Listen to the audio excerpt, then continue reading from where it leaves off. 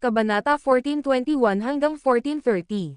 Kabanata 1421 si Landen Torres ang namamahala. Narating na ang walang hanggang bulwagan, ang palasyo ng walang hanggan sa loob ng walang hanggang lungsod na ito. Hindi alam kung gaano katagal ito umiiral. Ang kahangahangang arkitektura ng palasyo nito ay matayog na matayog.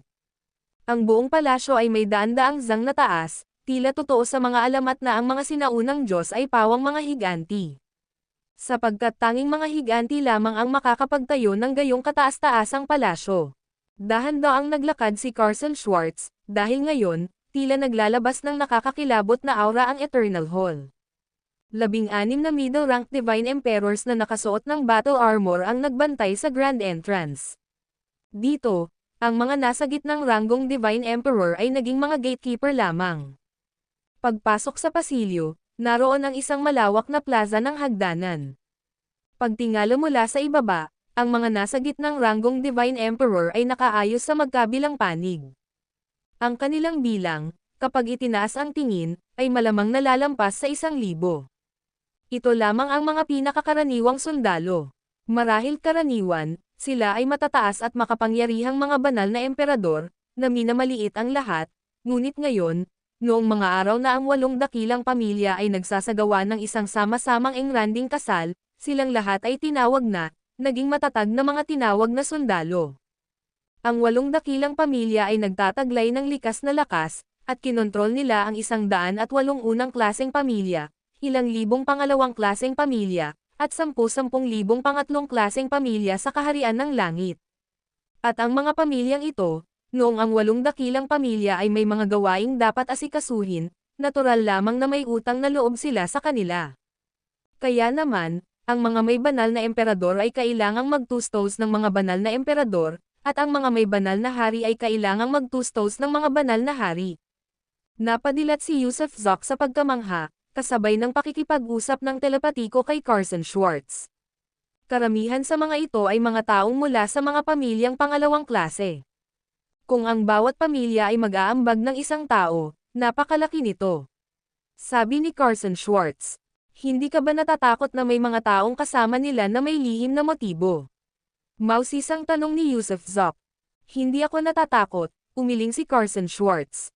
Sino mang mapili upang bantayan ang walang hanggang palasyo ay dapat sumailalim sa mahigpit na pagsusuri. Sumailalim pa nga sila sa isang soul search, at sa wakas ay isang mahiwagang paghihigpit ang naitanim. Ano, kung gayon, paano iyon matatanggap ng kusang loob ng mga taong ito? Gulat na bulalas ni Yusuf Zoc. Iyan ang hindi mo maintindihan, nakangiting sabi ni Carson Schwartz. Sa totoo lang, isa itong inaasam-asam na atas para sa kanila. Ang mga paghihigpit sa mahika ay pansamantala lamang, at pagkatapos ng kasal, aalisin ang mga ito. Bukod dito, lahat ay magkakaroon ng pagkakataong magsanay sa mga lihim na teritoryo ng 8 dakilang pamilya. Gagantimpalaan din sila ng sagana ng mga magic treasures, elixir, mga bihirang kayamanan, at marami pang iba. Masasabi ng isa na hindi magtatagal pagkatapos ng kasalang ito, ang karamihan dito ay magiging mga superior divine emperor. Hindi labis-labis ang ating 8 dakilang pamilya sa kanilang mga kilos, sa kabaligtaran, kami ay napakamakatwiran. Ayon sa sinasabi mo, isa nga itong maginhawang trabaho. Limitado ang mga mapagkukunan ng mga pamilyang second class, kaya para sa isang tao na umangat mula sa isang middle-rank Divine Emperor patungo sa isang Superior Divine Emperor ay nangangailangan ng hindi mabilang na mapagkukunan. Ikaw ang nagbibigay ng mga yamang ito pati na rin ng pagkakataon para sa kanila na magsaka sa mga lihim na teritoryo. Ito na nga ang pagkakataon nila. Eksakto ang ideyang iyan. Habang nag-uusap silang dalawa, naglakad din si Carson Schwartz papunta sa tuktok ng hagdanan. Sa sandaling iyon, bukas ang mga pintuan ng Eternal Hall, at malabo, nakita ni Yusuf Zoc ang maraming taong nakaupo sa loob. Dumating na si Carson. Carson, dito. Maraming tao sa bulwagan ang nakapansin na may nanggaling sa labas, kaya nang may lumingon para sumulyap, nakilala nila si Carson Schwartz at binati ito. Habang papasok si Carson Schwartz sa bulwagan, agad ding pinagmasdan ni Yusuf Zoc ang loob ng bulwagan, sa pananaw ni Carson Schwartz. Gayunpaman, hindi niya nakita si Amber Vance, ni sina Micah Berger, Collins Goodman, at ang iba pa. At sa mismong sandaling ito, lahat ng tao sa bulwagan ay mga superior divine masters. Tama, sa buong bulwagan, may humigit kumulang 300 tao, at lahat sila ay mga superior divine masters. Hindi napigilan ni Yusuf Zok ang huminga ng malalim, ang kapangyarihan at pamana ng 8 dakilang pamilya ay labis na makapangyarihan at nakakatakot. Gayunpaman, sinulyapan ni Yusuf Zok at Carson Schwartz ang mga tao sa bulwagan, ang kanilang mga mata ay mabilis na napadako sa trono sa pinakagitna. Sapagkat sa tronong iyon, may isang taong nakaupo. Dapat malaman na ang trono sa Eternal Hall ay hindi isang bagay na maaaring regular na sakupin ni Newman, kung saan ang mga pinuno ng angkan ng 8 mahusay na pamilya ay pinapayagan lamang na umupo sa mga octagonal na mesa sa ibaba ng Royal Palace. At gayunpaman, ngayon ay may nakaupo sa ipinagbabawal na upuang iyon na noon pa man ay walang laman. Nang tignan ni Yusuf Zok ang taong nakaupo sa trono, bigla siyang napigilan ang hininga dahil walang iba kundi si Landon Torres. Tama, si Landon Torres, na ilang beses na niyang nakasalamuha, at sa pagitan nila ay nabuo ang isang tiyak na pagkakaibigan. Siyempre, maaaring labis na sabihin na pagkakaibigan lang ang tawag dito. Malaki nga ang naitulong sa kanya ni Landon Torres, pero ginantihan din niya ito. Gayunpaman, sa kaibuturan ni Yusuf Zok ay palaging nararamdaman niya ang malaking utang na loob kay Landon Torres. Ngunit hindi niya kailanman inakala na si Landon Torres ang uupo sa marangal na lugar, kasama ang 8 dakilang pinuno ng angkan na nakaupo lamang sa 8 mesa sa ilalim niya. Dumating na si Carson, nakangiting sabi ni Landon Torres, sabay tango kay Carson Schwartz mula sa kanyang pagkakaupo sa trono. Tio Landon. Si Carson Schwartz ay isang ika-4 na henerasyong inapo ng pamilya Schwartz, kabilang sa ika-4 na henerasyon ng 8 dakilang pamilya. Si Landon Torres, na nasa ika-3 henerasyon, at ang kanyang amang si Nelson Torres, na siyang pinuno ng angkan ng pamilya Torres, ang siyang dahilan kung bakit si Landon ay isang henerasyong nakatatanda kay Carson. Umupo ka na ngayon na nandito ka na, Senadorias ni Landon Torres na umupo siya sa isang upuan sa likod ng mesang hugis 8 sulok. Isang upo ang nakalaan para sa kanya. Naiintindihan ko, naupo na si Carson Schwartz at hindi na nakipag-ugnayan sa kahit kanino. Nandito ba ang lahat? Pagkatapos ay ibinaling ni Landon Torres ang tingin sa mesang may 8 sulok. Si Carson ang huling dumating. Nandito ang lahat ng Superior Divine Masters mula sa 8 dakilang pamilya. Seryosong pahayag ni Denton Schwartz, ang leader ng angkan ng pamilyang Schwartz. Kung gayon, isara na natin ang mga pinto, sabi ni Landon Torres habang tumatango at nakangiti. Langit-ngit, napakalaki ng mga pinto ng Eternal Hall, para maisara ang mga ito ay kailangan ng 24 na Senior God Empresses na maghila ng mga kadena. Sa sandaling magsara ang mga gate, parang pumasok ang lugar sa ibang mundo, ganap na nakahiwalay sa labas. Mga binibini at ginoo, ako ay may mababang kasanayan, at pagkatapos kong umakyat sa Divine Lord Realm, ipinagkatiwala sa akin ng 8 kagalang-galang na ninuno na akuan ang mabigat na responsibilidad ng pamumuno sa kasal, sa pagsasaayos, at sa pag-uutos. Biglang napagtanto ni Carson Schwartz at Yusuf Zok na siya ay hinirang ng 8 dakilang controller, na siyang dahilan kung bakit maging ang 8 pinuno ng angkan ay kailangang sumunod sa kanyang mga utos. Dahil umakyat na si Landon Torres sa posisyon ng isang Divine Lord, nalampasan niya ang lahat, pinangunahan ang hindi mabilang na Superior Divine Masters habang nasa Junior God Venerable level pa lamang. Walang nakakaalam kung anong mga divine skills ang kanyang nalinang o kung anong uri ng kayamanan ang kanyang taglay, ngunit malinaw na ang kanyang lakas ay napakalakas at walang kapantay. May 3 bagay akong pag-uusapan sa inyong lahat. Diretso ni Landon Torres sa punto ng hindi nagpapaligoy-ligoy. Una, magdadala ako ng ilang individual sa altar ng Diyos mamaya para sunduin ang 360 tao. Pagkatapos ng ilang paghahanda, opisyal na kaming magsasagawa ng isang malawakang kasal bukas ng tanghali. Pangalawa, ayon sa kaalamang ibinigay ng ating mga ninuno, hindi bababa sa 32 sa 108 pamilyang pangunahing klase ang nakipagsabuatan sa mga sinaunang matuwid na Diyos o masasamang Diyos, na handang talikuran anumang oras at hampasin ang 8 dakilang pamilya. Plano rin ng mga matuwid at masasamang Diyos na bumalik sa kaharian ng langit sa pamamagitan ng kapangyarihan ng pagnanais ng 32 angkan na ito, at iyon ay magdudulot ng kapahamakan para sa 8 dakilang pamilya. Siyempre, patungkol lamang ito sa 32 angkan na ating nakalap na impormasyon. Posible na ang ibang mga pamilya ay nakapagtatag ng mga koneksyon sa mga matuwid o masasamang Diyos, ngunit kulang tayo sa konkretong ebidensya. Gayunpaman, ang pangunahin nating focus ngayon ay alisin ang lahat ng miyembro ng 32 angkang ito upang magsilbing halimbawa. Ipapaliwanag ko sa inyong lahat ang mga detalye ng operasyong ito mamaya. Ang ikatlong bagay ay ang pagnanais ng mga celestial beast na magrebelde sa Heavenly Realm.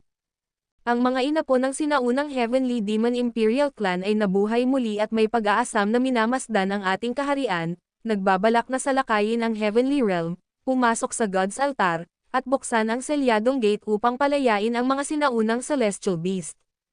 Kaya naman, marami tayong haharaping matitinding labanan sa mga darating na panahon.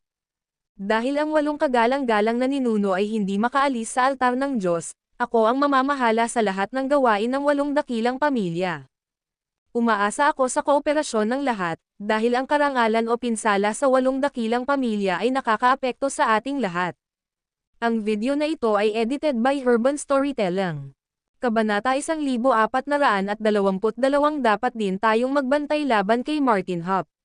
Pangunahing tinalakay ni Landon Torres ang 3 punto, at pagkatapos talakayin ang 3 puntong iyon, sinimulan niyang magtalaga ng mga gawain. Dahil bukas gaganapin ang kasal, kailangan niyang gawin ang pinakamaingat na mga pagsasaayos. Gaya ng alam ng lahat, ang kasal ay gaganapin sa Sunset Square sa labas ng Eternal Hall, at ang Sunset Square ay naihanda na kasama ang Slaughter Formation. Sino mang papasok sa Sunset Square ay makukulong sa porma sayon sa oras na iyon. Kahit ang mga pupunta para manood ng katuwaan ay kontrolado ng 8 dakilang pamilya ang kanilang buhay at kamatayan basta't makakapasok sila sa plaza. Maraming sinabi si Landon Torres, idinetalye ang mga gawain para sa bawat tao at kung paano pumatay, gumagawa ng mga kaayusan mula umaga hanggang sa dumilim ang kalangitan. Bueno, ganoon lang talaga. Pero ang bawat plano ay mayroon ding 3 contingency measures. Halimbawa, ano ang gagawin kung ang mga Celestial Beast ay sumali sa kaguluhan? O, sinasabi ito ni Landon Torres nang bigla siyang tumahimik, pagkatapos ay huminga ng malalim at sinabing, o, halimbawa, ano ang gagawin kung si Yusuf Zoc ay sumali sa kaguluhan? Nagulat si Carson Schwartz, habang nanatiling kalmado si Yusuf Zoc. Kilala ni Ember Vance si Landon Torres, kaya kasama ang pangalan nito sa listahan ng mga panauhin sa kasal, at alam niya na pupunta si Yusuf Zoc sa Heavenly Realm basta't kasama si Ember Vance. Sa puntong ito, naiintindihan ng husto ni Landon Torres si Yusuf Zoc. Si Yusuf Zoc, sino ba si Martin Hop? Bakit siya pupunta rito? Walang nakakaintindi dahil tila walang pakialam ang kasal nila sa 8 dakilang pamilya para sa manggugulong si Martin Hop, tama ba? Kilalang manggugulo si Martin Hop, hindi pa nila siya ginagalit, kaya bakit pa siya pupunta at gagawa ng gulo? Bahagyang ngumiti si Landon Torres at lumingon kay Burger Clan leader na si Jordan Burger, at sinabing, alam mo ba kung bakit nakakalusot si Gail Burger sa Iron Man Array? Alam mo ba kung bakit nakompromiso ang sikretong lugar ng pamilya mo? Alam mo ba kung bakit kayang talunin ni Gail Burger ang Sky Demon Black Tiger? Dahil kay Yusuf Zoc. Habang gulat na gulat si Jordan Burger, patuloy na nagsalita si Landon Torres, talagang mayroong isang masalimuot na relasyon sa pagitan ni Gail Burger at Yusuf Zoc. At bakit hinahanap ni Yusuf Zoc si Gail Burger? Dahil ang pamilya mo ay may babaeng isang braso lang na may apelyidong Vance. Minsan kong hinanap ang babaeng ito kasama si Yusuf Zoc, at kalaunan ay nalaman ko na dinala ng pamilya Burger mo ang babae sa kaharian ng langit. Kaya ang kolaborasyon sa pagitan ni Gail Burger at Yusuf Zoc ay nagpapatunay ng maraming bagay, pangunahin na nais malaman ni Yusuf Zoc ang tungkol sa kinaroroonan ni Ember Vance. Si Ember Vance ay isang babaeng nakilala niya noong siya ay mortal, isang babaeng kinakasama niya noong kanyang kabataan. Si Yusuf Zoc ay isang taong pinahahalagahan ang pagmamahal gaya ng katarungan, kaya kung tunay siyang nasa kaharian ng langit, tiyak na pupunta siya rito. At huwag ninyong kalimutan ang lahat, nalampasan na niya ang 3 siklo ng mapaminsalang mga kapigatian. Hindi ako sigurado dati kung siya nga iyon, dahil hindi ko inaasahan na magagawa niya iyon ng ganito kabilis, pero ngayon, halos sigurado na ako. 100 taon na lang para maging isang Divine Emperor matapos malampasan ang triple cycle ng mga kapwa-pahamak na paghihirap. Ang pagiging isang banal na emperador, kung gayon. Gamit ang kanyang likas na espiritual na kayamanan, maaari pa niyang tapatan ang isang intermediate god sovereign sa labanan. Nagsimulang mag-usap ang lahat, at sinusuri rin ang kanyang lakas. Tunay ngang kahanga-hanga ang kakayahang makipaglaban sa isang intermediate god sovereign, ngunit kung darating siya, nakatakda siyang mamatay. Hindi niya dapat kayang labanan ang isang superior divine master, di ba? Napakalaki ng pagkakaiba sa kaharian, imposible iyon. Nagkagulo ang mga tao sa pag-uusap. Sa sandaling ito, bahagyang itinaas ni Landon Torres ang kanyang mga kamay at nakangiting sinabi, kahit na ang kaya niya lang labanan ay isang banal na hari, darating siya. Dahil isa siyang napakatigas ng ulo at matapang na tao. Pero kung pupunta siya, wala ring saysay, di ba? Anong gagawin niya? Maraming tao ang nanguuyam ng may pagwawalang bahala. Sige, gusto ko lang ipaalam sa lahat. Kung darating siya, ako na ang bahala. Ayaw nang ituloy ni Landon Torres ang diskusyon, dahil nakikita niya si Yusuf Zoc bilang isang mabigat na kaaway, ngunit malinaw na minamaliit siya ng iba. Gayunpaman, ayaw na niyang magsalita pa, kung darating si Yusuf Zoc, may paraan siya para harapin ito. Tio Lance, paano kung iwan mo na lang siya sa pamangkin mo? Bigla, nang hindi man lang kinukonsulta si Yusuf Zoc, direktang nagsalita si Carson Schwartz. Tumango si Lance Torres ng may ngiti, at marami pang iba ang tumango rin sa pagkatuwa dahil alam ng lahat na ginamit ni Martin Hopp si Carson Schwartz para nakawin ang maraming kayamanan mula sa kanila, kaya naman nagkimkim si Carson ng matinding puot para sa kanya. Mag-ingat kapag dating ng panahon, ang tiyuhin mo ang bahala sa kuta para sa iyo. Sagot ni Lance Torres. Salamat po, tiyo. Tiyak na pahihirapan ko siya.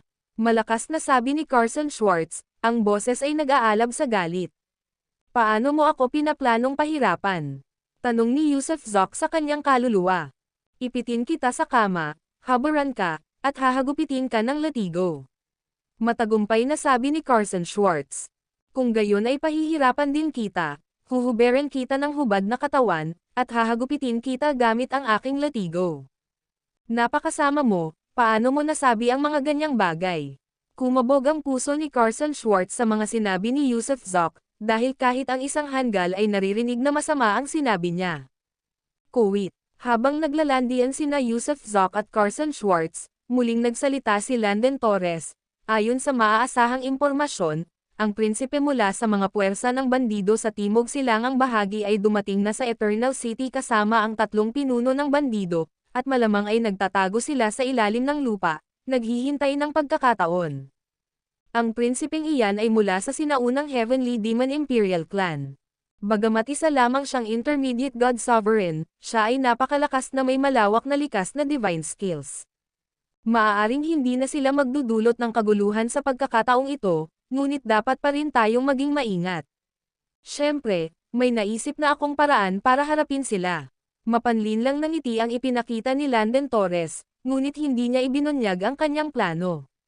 Sige, Carson, Lance Torres, Hunter Berger, Kason Goodman, Barrett Nash, Moshe Ray, Bartholomew Watts, Finnegan Arellano, kayong 8 ay susunod sa akin papunta sa altar ng Diyos upang salubungin ang ating mga panauhin. Lahat ng iba, pumunta agad sa inyong mga pwesto gaya ng plano. Oo. Tumayo ang lahat at saka tumalon palayo. Nagtayo sila ng isang formation sa Sunset Square, at maraming tao ang nasa mga pangunahing bahagi ng formation. Bukod dito, hindi lamang sa Sunset Square, ang saklaw ng labanan ay umabot sa libu-libong milya sa paligid nito. Sa pagkakataong ito, seryosong bagay ang kinatatakutan ng 8 dakilang pamilya. Nanatiling nakaupo at hindi gumalaw si Carson Schwartz dahil hindi gumalaw si Landon Torres. Ang 7 iba pang individual, ang mga superior divine masters mula sa 7 iba pang great families, ay hindi rin gumalaw. Lahat sila ay mga ikatlong henerasyong miyembro ng The 8 Great Families, maliban kay Carson Schwartz na isang ika-4 na henerasyong miyembro. Ang 8 dakilang pamilya ay mayroong malalim na kayamanan. Nang dumating ang kritikal na sandali, ang mga napakalakas na nilalang na ito na alinman sa nagtago sa dilim o hindi kailanman nagpakita sa mundo ay nagsimulang lumitaw ng isa-isa. Ang mga taong tulad ni Lance Torres, Hunter Berger, at Finnegan Arellano ay mga taong narinig na ni Carson Schwartz ngunit wala siyang ideya. Ang alam lang niya ay may ganitong mga tao sa bawat clan, ngunit hindi niya inaasahan na sila ay mga superior divine masters. Ang mga taong ito ay may kahangahangang talento, ngunit hindi lamang kilala ng mundo. Kahit si Carson Schwartz ay hindi alam kung ang sarili niyang clan ay may ganitong mga miyembro dahil ang mga individual na ito ay nakatuon lamang sa paglilinang at hindi nakikialam sa mga gawain. Tanging ang pinuno ng angkan lamang ang may pribilehiyong makaalam ng lahat tungkol sa kanila. Ito ang pundasyon ng bawat angkan, ang batong panulok na magpakailanman ay nakahimlay sa ilalim ng lupa, na nagpapatatag sa angkan. Tulad ng mga lihim na mamamatay tao ng bawat clan, ang alam lang ni Carson Schwartz ay ang kanyang ika-6 na tiyuhin sa loob ng kanyang clan na ang pinuno ng mga mamamatay tao, ngunit kung sino ang nasa loob ng mga mamamatay tao, hindi niya iyon alam. Di nagtagal, nilisan na ng lahat ng Superior Divine Masters ang Great Hall, naiwan na lamang si Landon Torres at ang 8 individual kabilang na si Carson Schwartz. Saka sinabi ni Landon Torres nang may magaan na ngiti, "Sumunod ka sa akin, magte-teleport tayo doon." Pagkasabi niya noon, bigla niyang hinampas ang armrest ng trono, at ang lupa sa gitna ng Eternal Hall ay automatikong nagbukas ng isang portal, kumikinang sa liwanag. Ang video na ito ay edited by Herban Storytelling. Kabanata 1423 Buhay pa ba ang asawa ko? Sa ilalim ng Eternal Hall, mayroong kamanghamanghang teleportation portal, kung saan direktang mapupuntahan ng isang tao ang maalamat na God's Altar. Ang altar ng Diyos, ang pinakamisteryosong lokasyon sa kaharian ng langit, ay nababalitang naglalaman ng 9 na landas, walang katapusang enerhiya, mga taga-kontrol, at hindi mabilang na mga kayamanang celestial at panlupa. Sa asensya, maraming kataas-taasang alamat ang lumitaw na nakapalibot sa altar ng Diyos. Gayunpaman, hindi basta-basta maaaring makapasok dito, sa paglipas ng mga taon, tanging ang 8 mahusay na pamilya lamang ang nabigyan ng daan, at maging ang mga pamilyang pangunahing klase ay kulang sa mga kwalifikasyon para makapasok. Bukod dito, ang eksaktong lokasyon ng altar ng Diyos ay hindi alam, mapupuntahan lamang sa pamamagitan ng porma sayon ng teleportasyon. Si Landon Torres, kasama si Carson Schwartz at 8 iba pa, ay tumalon papasok sa portal, at sa gitna ng sunod-sunod na nagliliwanag na liwanag, natagpuan nina Yusuf Zoc at Carson Schwartz ang kanilang mga sarili sa isang lugar na nababalot ng malalangit na hamog.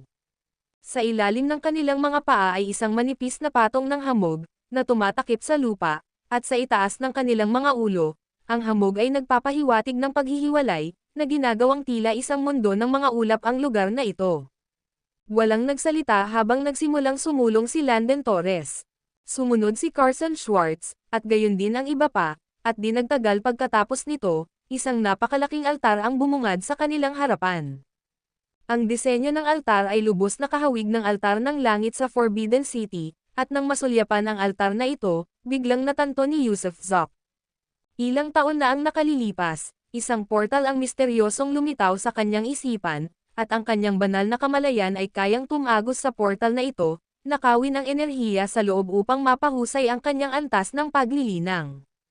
Ang portal ay naglalaman ng isang altar, na walang iba kundi ang altar ng Diyos na nasa harap niya ngayon. Hanggang ngayon, hindi maintindihan ni Yusuf Zoc kung bakit lumitaw ang portal na iyon sa kaibuturan ng kanyang kaluluwa. Kalaunan, habang umuunlad ang kanyang cultivation level at nagbabago ang kanyang purple blood beads, ang portal ay naglaho, sumanib sa blue sea at cloud sky. Hindi na niya muling ninakaw ang kapangyarihan mula sa portal.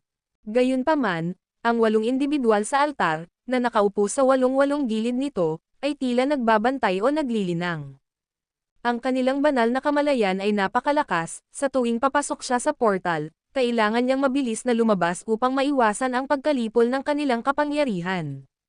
Malinaw pa rin sa kanyang alaala ang 8 figurang ito, ngayon, tila malinaw na sila ang walang God ang mga ninuno ng 8 dakilang pamilya.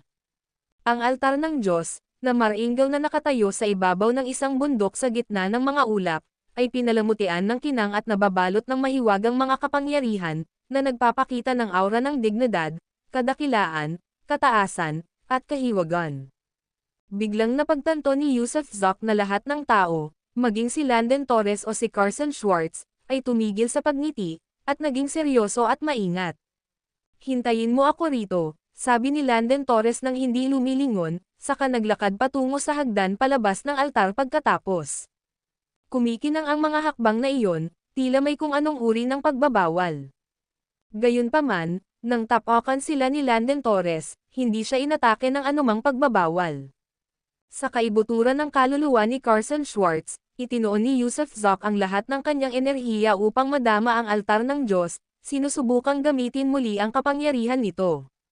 Nakalulungkot, hindi niya maramdaman ang presensya ng altar ng Diyos, kahit ipikit niya ang kanyang mga mata, tila wala ang altar. Huwag kang gumawa ng anumang padalos-dalos na kilos, at huwag kang padalos-dalos na sumi-Saturday gamit ang iyong banal na kamalayan. Ang altar ng Diyos ay lubhang misteryoso, kung saan matatagpuan ang 8 dakilang ninuno at si Landon Torres ay hindi mahilig magbiro. Kung matutuklasan namin, tiyak na mamamatay kami ng walang mapaglilibingan. Babala ni Carson Schwartz. Maraming beses na akong nakapunta rito, pero sa bawat pagbisita ko, diretso akong nakakarating sa pinakamataas na gitnang bahagi ng altar, sa loob ng mga bawal. Walang pakialam na sabi ni Yusuf Zoc. "Ano, ikaw, nandito ka na ba?" Namangha si Carson Schwartz, halos hindi makapagsalita. "Telekinesis ang bumisita rito, hindi ang pisikal kong anyo," paliwanag ni Yusuf Zoc. "Iyan ay imposible, hindi ba?" Nahirapan si Carson Schwartz na paniwalaan ito. Dahil hindi alam ang lokasyon ng altar ng Diyos, imposibleng masubukan ito ng sinuman gamit ang telekinesis, lalo na't may presensya ang 8 dakilang ninuno at ang mahiwagang kapangyarihan ng altar mismo. Siyempre, alam niyang hindi siya magsisinungaling ni Yusuf Zoc. Una, hindi na kailangan, at pangalawa, seryoso si Yusuf Zoc. "Hahaha, walang imposible sa mundong ito.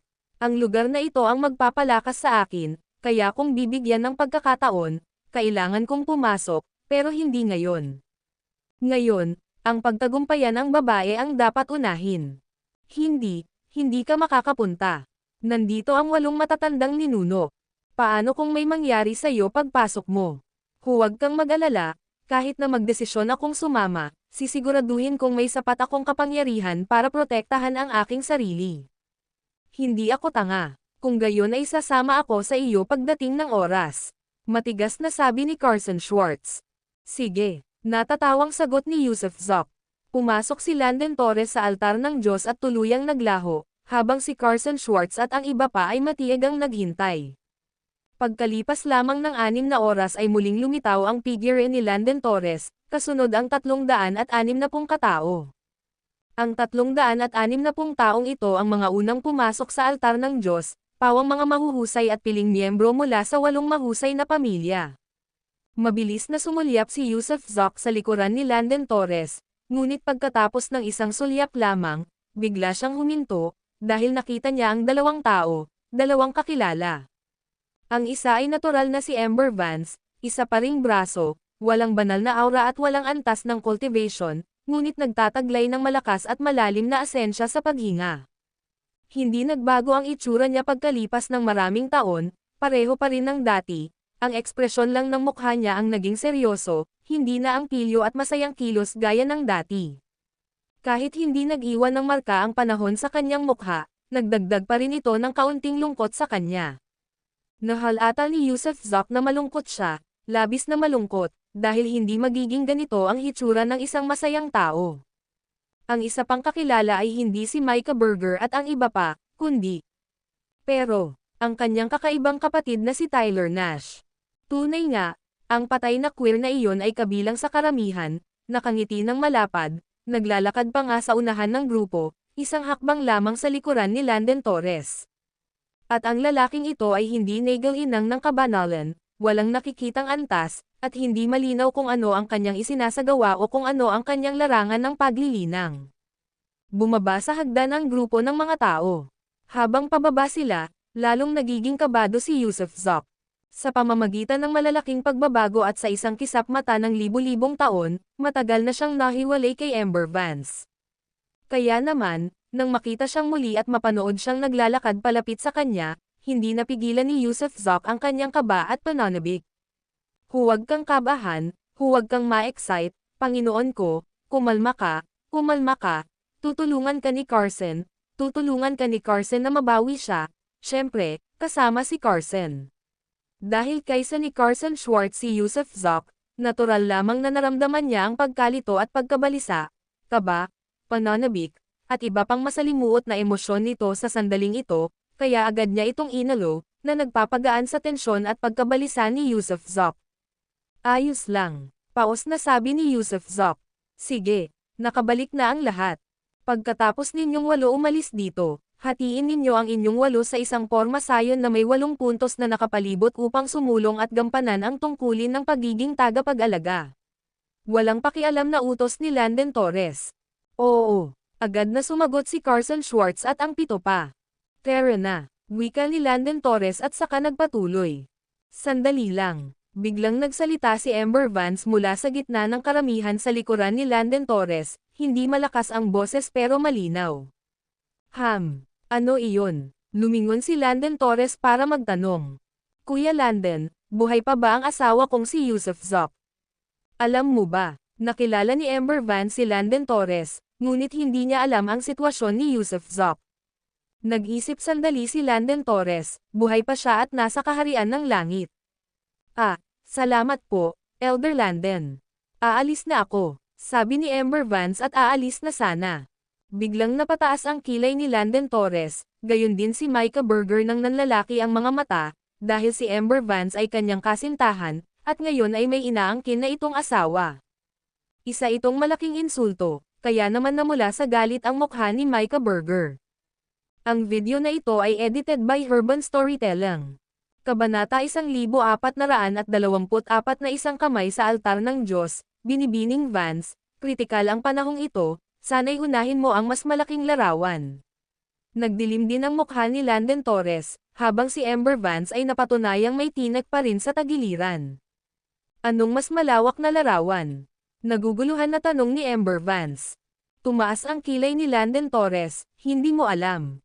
Bukas, ang 8 dakilang pamilya ay magkakaroon ng sama-samang kasal, at ikakasal ka kay Micah Berger. Hey, hindi ba alam ni Landon Torres na asawa ako ni Yusuf Zok? Ganti ni Amber Vance. Noong araw, nang sinundan ni na Amber Vance at Ruth Wilcox si Yusuf Zok papunta sa St. Dragon Continent at nanatili sa Chicken Mountain, bumibisita rin doon si Landon Torres, kaya sila ni Landon Torres ay matagal nang magkakilala, at natural lang, alam niyang siya ang babae ni Yusuf Zok. Lahat ng iyon ay nakaraan na. Maaaring palitan ang mga kasosyo sa pagsasaka. Sa ating paglilinang, ang ating mga sarili lamang ang ating pinagsisikapan. Ang mga cultivation partner ay mga dumadaan lamang sa ating buhay, at ngayong miyembro ka na ng Berger Clan, natural lang na sundin mo ang mga kaayusan. Tiningnan siya ni Amber Vance, nagbago ka na, hindi ka na yung Landon Torres na kilala ko dati. Hindi mabilang ang aking mga pagkakatawang tao, gumagala sa lahat ng kalangitan, nakakakilala ng maraming tao, at bawat isa sa aking mga pagkakatawang tao ay may kanya-kanyang personalidad at buhay. Iyan ang paliwanag ni Landon Torres. Paano kung magpumilit akong umalis? Patuloy na tanong ni Amber Vance. Umiling si Landon Torres, Binibining Vance, naaalala kong nangako ka na sa iyong Panginoon, ang pagtalikod sa iyong salita ngayon ay hindi marangal. Tulad ng asawa ko, pareho kaming walang reputasyon, at isa pa, babae ako, hindi isang huwaran ng kabutihan. Parang ganoon na nga, sa sandaling ito, hindi napigilan ni Carson Schwartz na purihin, ang ugali at karakter niya ay halos kapareho mo. Hindi nakakapagtaka na hinahabol mo siya sa himpapawid, hinarap ang napakaraming panganib para mabawi ang sarili mong babae. Kung ako yan, hindi ko rin pababayaan ang babaeng yan. Maghanda kayo para sa labanan, kung hindi hahayaang umalis si Landon Torres kay Amber, kung maglalakas loob si Landon Torres na ipilit ang sarili kay Amber, kung gayon. Laban tayo. Sumisikat ang sigla ng pakikipaglaban ni Yusuf Zok. Totoo ngang dating kaibigan niya si Landon Torres, pero ngayon binaliwala niya ang pagkakaibigang iyon para sa kapakanan ng ilang interes ng clan, umabot pa nga sa puntong binaliwala niya ang asawa ng kaibigan niya, kung gayon, Anong klaseng kaibigan siya? Hindi nakikipagkaibigan si Yusuf Zoc sa mga ganyang tao. Ayon sa gusto mo, asawa ko. Si Carson Schwartz ay mabilis ding naghahanda, handang makialam kung sakaling may mangyaring panganib kay Amber Vance. Walang lugar para sa negosasyon sa bagay na ito, dapat kang pumayag na lumahok sa kasal, o kung hindi ay huwag mo akong sisihin sa paggamit ng dahas. Si Landon Torres na ngayon ang namamahala, ang nagbibigay ng mga utos, at si Amber Vance, ang matigas ang ulong babaeng ito, ay labis na nagpaparamdam sa kanya, tahasang sumusuway sa kanya. Sasali sa kasal, si Micah Berger ba ang lalaking ikakasal? Tila kalmado na ngayon si Amber Vance, sumusulyap kay Micah Berger habang nagsasalita. Iyan ang kaayusan. Tumanggaw si Landon Torres. Kung gayon, hanggat namatay si Micah Berger, hindi ko na kailangang magpakasal, di ba? Sa tunog ng whoosh, walang inaasahan na sasabihin ni Amber Vance ang mga salitang iyon, ni hindi nila inaasahan na bigla siyang gagawa ng aksyon. Gamit ang isang braso lamang, inabot ni Amber Vance si Micah Berger, at sa sandaling iunat niya ang kanyang braso, sandaling gumuho ang buong espasyo, ang kanyang braso ay bumaba na parang isang suntok mula sa langit, at sa isang iglap, malapit na ito kay Micah Berger. Gusto sanang makialam ni Landon Torres, ngunit isang galit na ungol ang pinakawalan ni Micah Berger. Tio Landon, hindi na kailangan, hayaan mong ako mismo ang sumuko at pumihil sa babaeng ito ngayon. Ang mga pagkukulang ng isang asawang babae ay kasalanan ng kanyang asawa. Kung hindi ko siya pipigilan, hindi ako magpapakasal. Labis na inaalagaan ni Micah Berger ang mukha nito at ang kahihiyang tiniis niya ngayon ay nag-iwan sa kanya ng hindi mapigil ang galit, kaya kinailangan niya itong pigilan mismo para hindi mapansin. Gaya ng inaasahan, hindi na gumawa ng ibang hakbang si Landon Torres, ngunit sumiklab ang galit sa loob niya dahil ano ang ibig sabihin nito. Nag-aaway pa rin ba ang mga nakababatang ito, tila walang kamalayan sa matinding panganib na kinakaharap ng 8 malalaking pamilya. Siyempre, si Amber Vance ay naging lubhang hindi makatwiran. Oo nga, kung hahayaan mo ang iba na kumilos, saan mo ilalagay ang mukha mo, Micah Berger? Magkakaroon ka ba ng mukha para magpakasal? Habang nagsasalita si Amber Vance, ang kanyang palad ay sumasalungat na sa kay Micah Berger. Kasabay ng isang boom, ang katawan ni Micah Berger ay bumagsak palabas, dumura ng dugo, at ang mukha ni Amber Vance ay namutla habang siya ay sumusuray-suray na umatras ng 7 o 8 hakbang. Gayunpaman, ang isang palitang ito ay sapat na upang malinaw na ipakita kung sino ang nakahihigit, si Amber Vance, isang babaeng hindi kilala sa pagsasanay ng kung aling mga divine skills, ay nagawang talunin ang isa sa Junior God Venerable level. Napakagaling, mukhang lagi mo na akong minamaliit. Pero sa tingin mo ba ay matatalo mo ako kung itutulak mo lang ako paatras? Kung gayon, nagkakamali ka, 30% lang ng lakas ko ang ginamit ko ngayon lang. Ngayon, tanggapin mo ang hampas ng palad ko. Kasabay ng isang boom, itinaas ni Micah Berger ang 2 braso, ang lakas ng buong katawan niya ay agad na sumulpat, na lumikha ng hangin na singtalas ng mga talam. Imperpektong teknik ng banal na kamao, walang hanggang biltod sa siklo ng langit. Ang katawan ni Micah Berger ay nagliwanag na may pulang ilaw, ang pulang ilaw ay nakatuon sa kanyang kamao, pagkatapos ay parang isang unggoy na naguunat ng braso, mabangis niyang sinuntok ang kanyang kamao kay Amber Vance. Nanatiling kalmado ang ekspresyon ni Amber Vance, iniunat ang kanyang palad. Sa sandaling iyon, hindi na nakayanan ni Yusuf Zoc, dahil alam niya na kahit manalo si Amber Vance, hindi niya talaga mapapatay si Micah Berger, dahil nandito si Landon Torres, paano niya hahayaang pumatay ito ng tao? Gayun din, sa huli, ang magiging resulta ay ang paghuli sa kanya ni Landon Torres at pagbalik sa Eternal City, isang bagay na talagang hindi maaaring pag-usapan. Kaya naman, kahit may kinikimkim siyang intensyong pumatay, iniisip na hanggat napatay niya si Micah Berger, hindi na matutuloy ang kasal na ito, maganda ang mga pagnanasa, ngunit malupit ang katotohanan. Humanda kayo, lumapit kayo kay Amber, at pagkatapos ay tulungan ninyo akong protektahan siya, at pagkatapos ay sabay kayong pumasok sa aking blue sea at cloud sky. Utos ni Yusuf Zoc sa malalim na boses. Hindi, ilalagay ka niyan sa panganib, napakalapit natin sa altar ng Diyos, kahit hindi makalabas ang mga ninuno ng 8 dakilang pamilya, tiyak na makakapamagitan sila, at higit sa lahat, si Landen Torres ay tiyak na kasing lakas ng langit, marahil ay may kakayahang kontrolin, kaya kung may iwan ka, hindi ba haantong iyon sa kamatayan? Tiyak na matagal ka nang gustong patayin ni Landen Torres. Tumahimik ka, bilang asawa ko, dapat kang makinig sa akin, gawin mo ang anumang iutos ko sa iyo. Sigaw ni Yusuf Zoc. Hindi ako tatahimak, ang pagiging babae mo ay nangangahulugan ng pagbabahagi ng iyong mga alalahanin, pagpapagaan ng iyong sakit, sa saya at kalungkutan ng magkasama.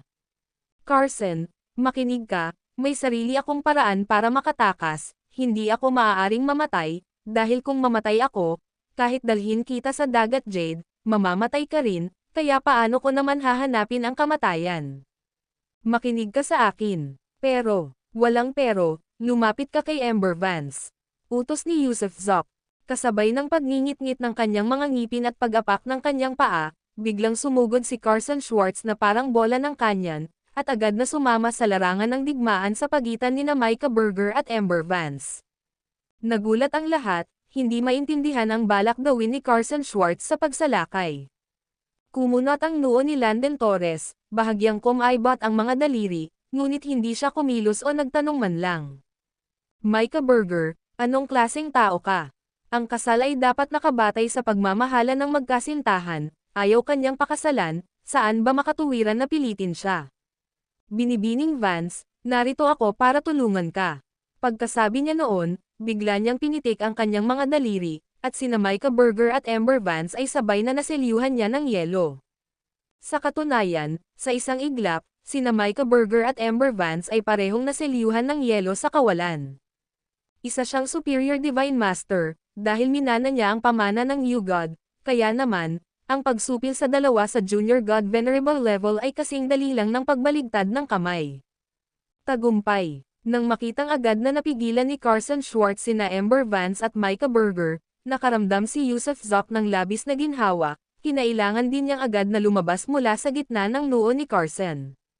Gayunpaman, sa sandaling iyon, biglang nagbago ang lahat, isang kamay ang lumitaw mula sa loob ng altar ng Diyos, na tumutunog patungo sa kinaroroonan ni Carson Schwartz, Micah Berger, at Amber Vance. Ang video na ito ay edited by Herban Storytelling. Kabanata 1425 nagdulot ng problema si Tyler Nash, whoosh, ang kamay na nakaunat mula sa altar ng Diyos ay maihahambing sa palad ng makalangit na daw. Habang lumilipad ito pababa mula sa malayo, hindi lamang sina Micah Berger at Amber Vance, na nababalutan ng yelo, ang hindi makagalaw, kundi pati na rin si Carson Schwartz ay hindi rin makagalaw. Si Yusuf Zoc, na orihinal na nagnanais na tumakas, ay lalong nakaramdam ng pagbilis ng tibok ng kanyang puso.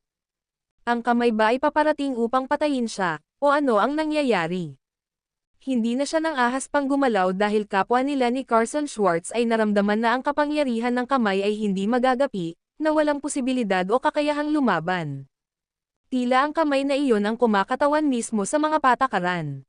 Kasabay ng tunog ng pagkaluskos, habang inaabot ng kamay ang tatlo, sabay na nabasag ang mga selyong yelo kay Micah Berger at sa binibining si Amber, at pagkatapos ay pareho silang tumigil sa kinatatayuan, natulala na parang mga manok na gawa sa kahoy.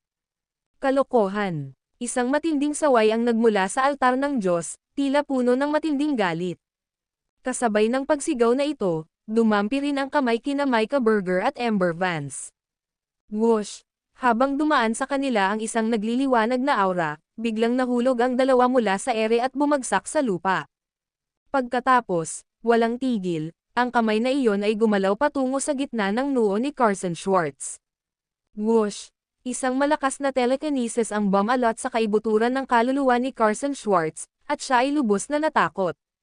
Siya, na isang tatanggap ng banal na mana at superior na banal na guro, ay hindi kayang tiisin ang daliri ng isang tagapamahala. Wala ba siyang kahit kaunting lakas para lumaban? Ano nga ba ang isang controller? Gaano ba talaga sila kalakas? Bukod dito, ano ang ginagawa niya, o ano ang natuklasan niya?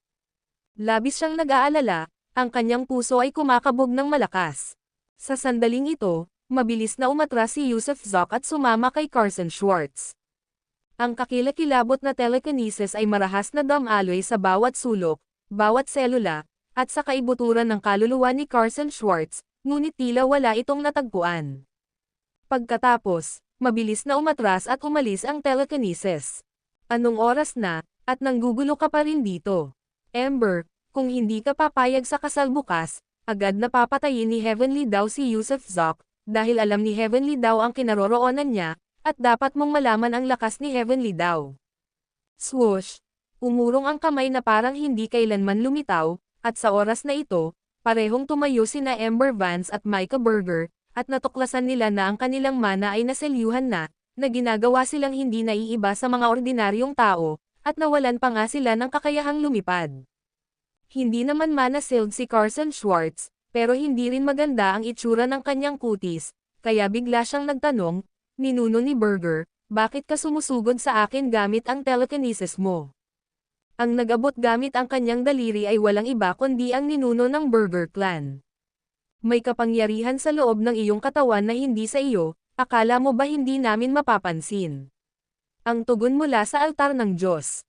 Labis na nagulat si Carson Schwartz, at si Yusuf Zoc naman ay napasinghap sa takot, ngunit buti na lang at natuklasan lamang nila ang pagkakaiba ngunit hindi nila ito matukoy. Ito ang kalakasan ng parasitic technique. Emph, nagmana ako sa isang Diyos, gusto mo lang makita kung ano talaga ang mana ko, malamig na singgal ni Carson Schwartz. Kamangmangan, malamig na sabi ng ninuno ng pamilya Berger, gusto kong malaman kung kinokontrol ka ba ng mana ng Diyos, at katawan at kaluluwa mo lang ang hinanap ko, hindi ang mga alaala mo. Tama na, Carson, umalis ka na. Tandaan, ang lahat ng mangyayari bukas ay si Kaysen Torres ang magpapasya.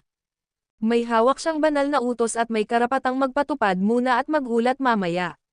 Nagsalita ang isa pang tao mula sa altar ng Diyos, at ang taong ito ay tiyak na ninuno ng pamilya Schwartz. Natutap ni Carson Schwartz ang kanyang mga labi at hindi na nagsalita pa, habang biglang ginamit ni Landon Torres ang malaking kamay na panghuli. Hinawakan sina Micah Berger at Ember Vance. Tara na, pinangunahan niya ang daan, lumilipad sa kailaliman ng mga ulap at ambon. Sa sandaling ito, kumalma na si Yusuf Zoc mula sa kanyang nakaraang alarma. Ang mga controller ay talagang napakalakas. Mabuti na lang at nahuli ang isang iyon sa pagkilos, kung hindi ay baka napigilan na siya. Ito ay maaaring ituring na pinakamalaking swerte. Sa malaking plano, nababalot siya ng swerte at magandang kapalaran, at ang ganitong uri ng kapalaran ang nakatulong sa kanya na maiwasan ang mga mapanganib na krisis. Sinundan ni Carson Schwartz ang karamihan at lumipad pasulong, ngunit siya ay nasa pinakalikod, na epektibong nagsisilbing bantay sa likuran. Kasabay nito, nakikipag-usap pa rin siya kay Yusuf Zoc, dahil hindi naging maganda ang una nilang paglipat, at hindi niya alam kung ano ang susunod na plano ni Yusuf Zoc. Walang partikular na plano, tambangan mo lang si Landon Torres at agawin siya palayo. Huminga ng malalim si Yusuf Zoc, hindi natin dapat hayaang ibalik niya si Ember Vance sa Eternal City, mas magiging mahirap iyon kung ganoon. At ngayon, 7 na lang ang Superior Divine Masters, ang iba ay kakaunti lang, kaya maaaring mas mataas ang tsansa ng tagumpay. Sige, susundin ko ang gusto mo. Ito ang unang pagkakataon sa buhay niya na naranasan ni Carson Schwartz ang ganitong panganib. Pakiramdam niya ay nasa isang roller coaster lang siya, halos madurog na ang puso niya. At saka, nakita mo ba yung lalaking mahaba ang buhok sa likod ni Landon Torres? Tanong ni Yusuf Zoc ng sandaling iyon. Nakita ko siya. Naglalabas siya ng masamang aura, malamig at nakakatakot, sagot ni Carson Schwartz. Ang lalaking iyon ay si Tyler Nash, mas matanda sa akin ng ilang taon, kapatid ko sa ama mula sa iisang ama. Matagal na niya akong kinakalaban, at natamo na niya ang mana ng pangunahing Diyos sa mababang kaharian. Gayunpaman, kung paano siya nakapasok sa altar ng Diyos at naging isa sa 360, ay hindi ko lubos maintindihan. Nash, hindi ka ba Zoc? Naguguluhang tanong ni Carson Schwartz. Ang apelyido ng aking amain ay Zoc. Pinalaki ako ng aking amain, kaya hindi ko kailanman ginamit ang apelyidong Nash. Kaya isa siyang Nash, at talagang taglay niya ang ilan sa mga kadugo ng pamilya Nash. Hindi kaya pareho kayong kamag-anak ng pamilya Nash. Gulat na bulalas ni Carson Schwartz. Sino ang kamag-anak nila? Ano bang pakialam ko kung anong sibuyas ang mga yan? Iritadong sabi ni Yusuf Zok. Sige, sige, pero medyo kakaiba ito. Siguro isang direktang inapo ng pamilya Nash ang muling nagkatawang tao sa mortal na mundo, kaya normal lang para sa inyong dalawa na magkaroon ng koneksyon sa pamilya Nash. Tama na, humanda ka na sa isa pang hakbang, sabi ni Yusuf Zok, habang humihinga ng malalim. Wala nang dating pag-ibig si Landen Torres, kaya hindi niya ako masisisi ngayon. Pagkatapos lumipad ng kalahating oras pa, maaari na tayong makalusot sa ambon at makapasok sa Heavenly Realm Space-Time. Kung gayon ay kikilos tayo sa oras na makapasok tayo sa Heavenly Realm Space-Time. Desisyon ni Yusuf Zok. Sige, susundin ko ang gusto mo. Pero mag-ingat ka kay Landen Torres. Dahil ipinagkatiwala sa kanya ang isang napakahalagang misyon ng 8 dakilang tagapamahala, nangangahulugan ito na ang kanyang lakas ay higit pa sa lahat ng Superior Divine Masters, kaya hindi natin siya dapat maliitin. Alam ko, ang layunin mo pa rin ay protektahan si Ember Vance. Batid ni Yusuf Zok na isang matinding labanan ang paparating. Whoosh! Pagkalipas ng kalahating oras, gaya ng inaasahan, biglang lumino ang kanilang paningin, at kasabay nito, lumabas silang lahat mula sa misty space at pumasok sa airspace ng Heavenly Continent, na, sa kanilang pagkagulat, ay hindi kalayuan sa Eternal City. Maghanda na kayo sa pagkilos. Utos ni Yusuf Zok. Agad na bumili si Carson Schwartz. Gayunpaman, sa sandaling iyon, isang pabago-bagong boses na parang pato ang umalangaw-ngaw, Sa lahat, Tio Landen, maaari po ba kayong maghintay sandali? Matinis ang boses at parang lalaki at babae, na nagbibigay sa mga tagapakinig ng nakakatakot na pakiramdam. Si Tyler Nash pala ang tagapagsalita. Agad na bumagal si Carson Schwartz, at ang iba ay itinoon din ang kanilang atensyon kay Tyler Nash. Kumuha si Tyler Nash ng panyo, pinunasan ang pinong pawis sa kanyang ilong, at itinuro gamit ang kanyang daliring parang orkidya kay Ember Vance na nasa kamay ni Landen Torres, sabay sabi, Tio Landen, hipag ko siya, alam mo na. Hindi pa siya diniborsyo ng kapatid ko, at mukhang wala rin naman siyang lihim na pagtingin sa ibang lalaki, kaya hindi ba't medyo hindi naaangkop para sa iyo na ipakasal siya sa iba. Pinili ng patay na kakatwang ito ang partikular na sandaling ito para manggulo, tila may intensyong iligtas si Ember Vance. Tuldok. P.S. Posibleng mawalan ng kuryente ngayon. Kung hindi lumabas sa itinakdang oras ang ikatlong update ngayong hapon, ibig sabihin ay nawalan ng kuryente. Kung lalabas ito sa tamang oras, walang mawawalang kuryente. Paalala lang sa inyo, kahit mawalan ng kuryente, nandoon pa rin ang ikatlong update. Tiyak na ilalabas ito mamayang gabi. Salamat sa inyong lahat. Ang video na ito ay edited by Urban Storytelling. Kabanata 1426 na daliri ng banal na maestro. Walang sino man ang nag-akala na si Tyler Nash, ang demonyong undead, ay magdudulot ng gulo sa sandaling umalis siya sa altar ng Diyos. Inaangkin niya na si Ember Vance ay kanyang nakababatang pinsan, at dahil hindi siya diniborsyo ng kanyang asawa at hindi rin siya nanligaw sa ibang mga lalaki, hindi nararapat na pilitin siyang magpakasal sa iba. Matinis ang boses niya, hindi lalaki o babae. May bahid ng masamang kutob, lalo na sa kanyang mga titig, na may bahid ng kakaibang pakiramdam. Hindi inaasahan ni Yusuf Zok na ang demonyong undead na ito ay talagang ipagtatanggol ang sarili niya, ipagtatanggol si Ember Vance. Siyempre, taglay ang isang malinaw na puso, mabilis na naunawaan ni Yusuf Zok, ang demonyong undead na iyon, noong nasa lower realm pa, ay umiyak pa nang makita ang sarili niyang kamatayan. Malinaw na pinahahalagahan niya ang mga ugnayan ng pamilya ngunit medyo pilipit at lihis ang kanyang puso. Sa kaibuturan niya ay mabuti naman ang loob niya, hindi lang talaga buo. Bukod dito, minsan na niyang nasabi kung gaano kasaya ang makipagkompetensya sa kanya. Kahit anong away, gulo, o kahit anong patayan nila, bagay iyon ng magkapatid. Pero kung may mang-aapi sa kapatid niya, o pilitin ang hipag niya sa ibang lalaki, lumalampas iyon sa hangganan. Hindi lamang nito binyo-bully ang kanyang kapatid, kundi binyo-bully din nito si Tyler Nash mismo. Sa katunayan, sa paglipas ng mga taon, hindi pa lubos na naunawaan ni Yusuf Zok ang pag-iisip ng demonyong undead na ito. Ilang beses na silang nag-away, kung minsan, pinatawad siya ng demonyo, at kung minsan naman ay pinatawad niya ang demonyo. Ang kanilang relasyon ay lumago ng higit pa sa simpleng puot. Sa loob ng hindi mabilang na taon, pareho silang may kanya-kanyang kapalaran at pag-unlad, at habang sila ay lumalakas, ang pagkawala ng isa't isa ay parang isang nawawalang piraso. Tulad ni Tyler Nash, kung siya ang magiging pinuno pero namatay si Yusuf Zoc, ano ang silbi ng pagiging pinuno? Ang gustong bugbugin si Yusuf Zoc nang wala siyang makalaban. Kaya, habang sila'y sumusulong, kapwa umaasa na ang isa't isa ay mabubuhay, dahil sa gayon lamang sila makapagpapatuloy sa walang katapusang pakikipaglaban. Ang puso ng tao ang pinakakomplikado. Matagal nang itinigil ni Tyler Nash ang pagkamuhi kay Yusuf Zoc. Noong huling pagkikita nila, sinabi pa niya na silang dalawa na lang ang natitira sa pamilya Nash, pero kailangan pa rin nilang lumaban at makipagbuno kung kinakailangan. Gayunpaman, ibang bagay para kay Tyler Nash ang bugbugin at suntukin si Yusuf, ngunit ibang bagay para sa iba na gawin ito.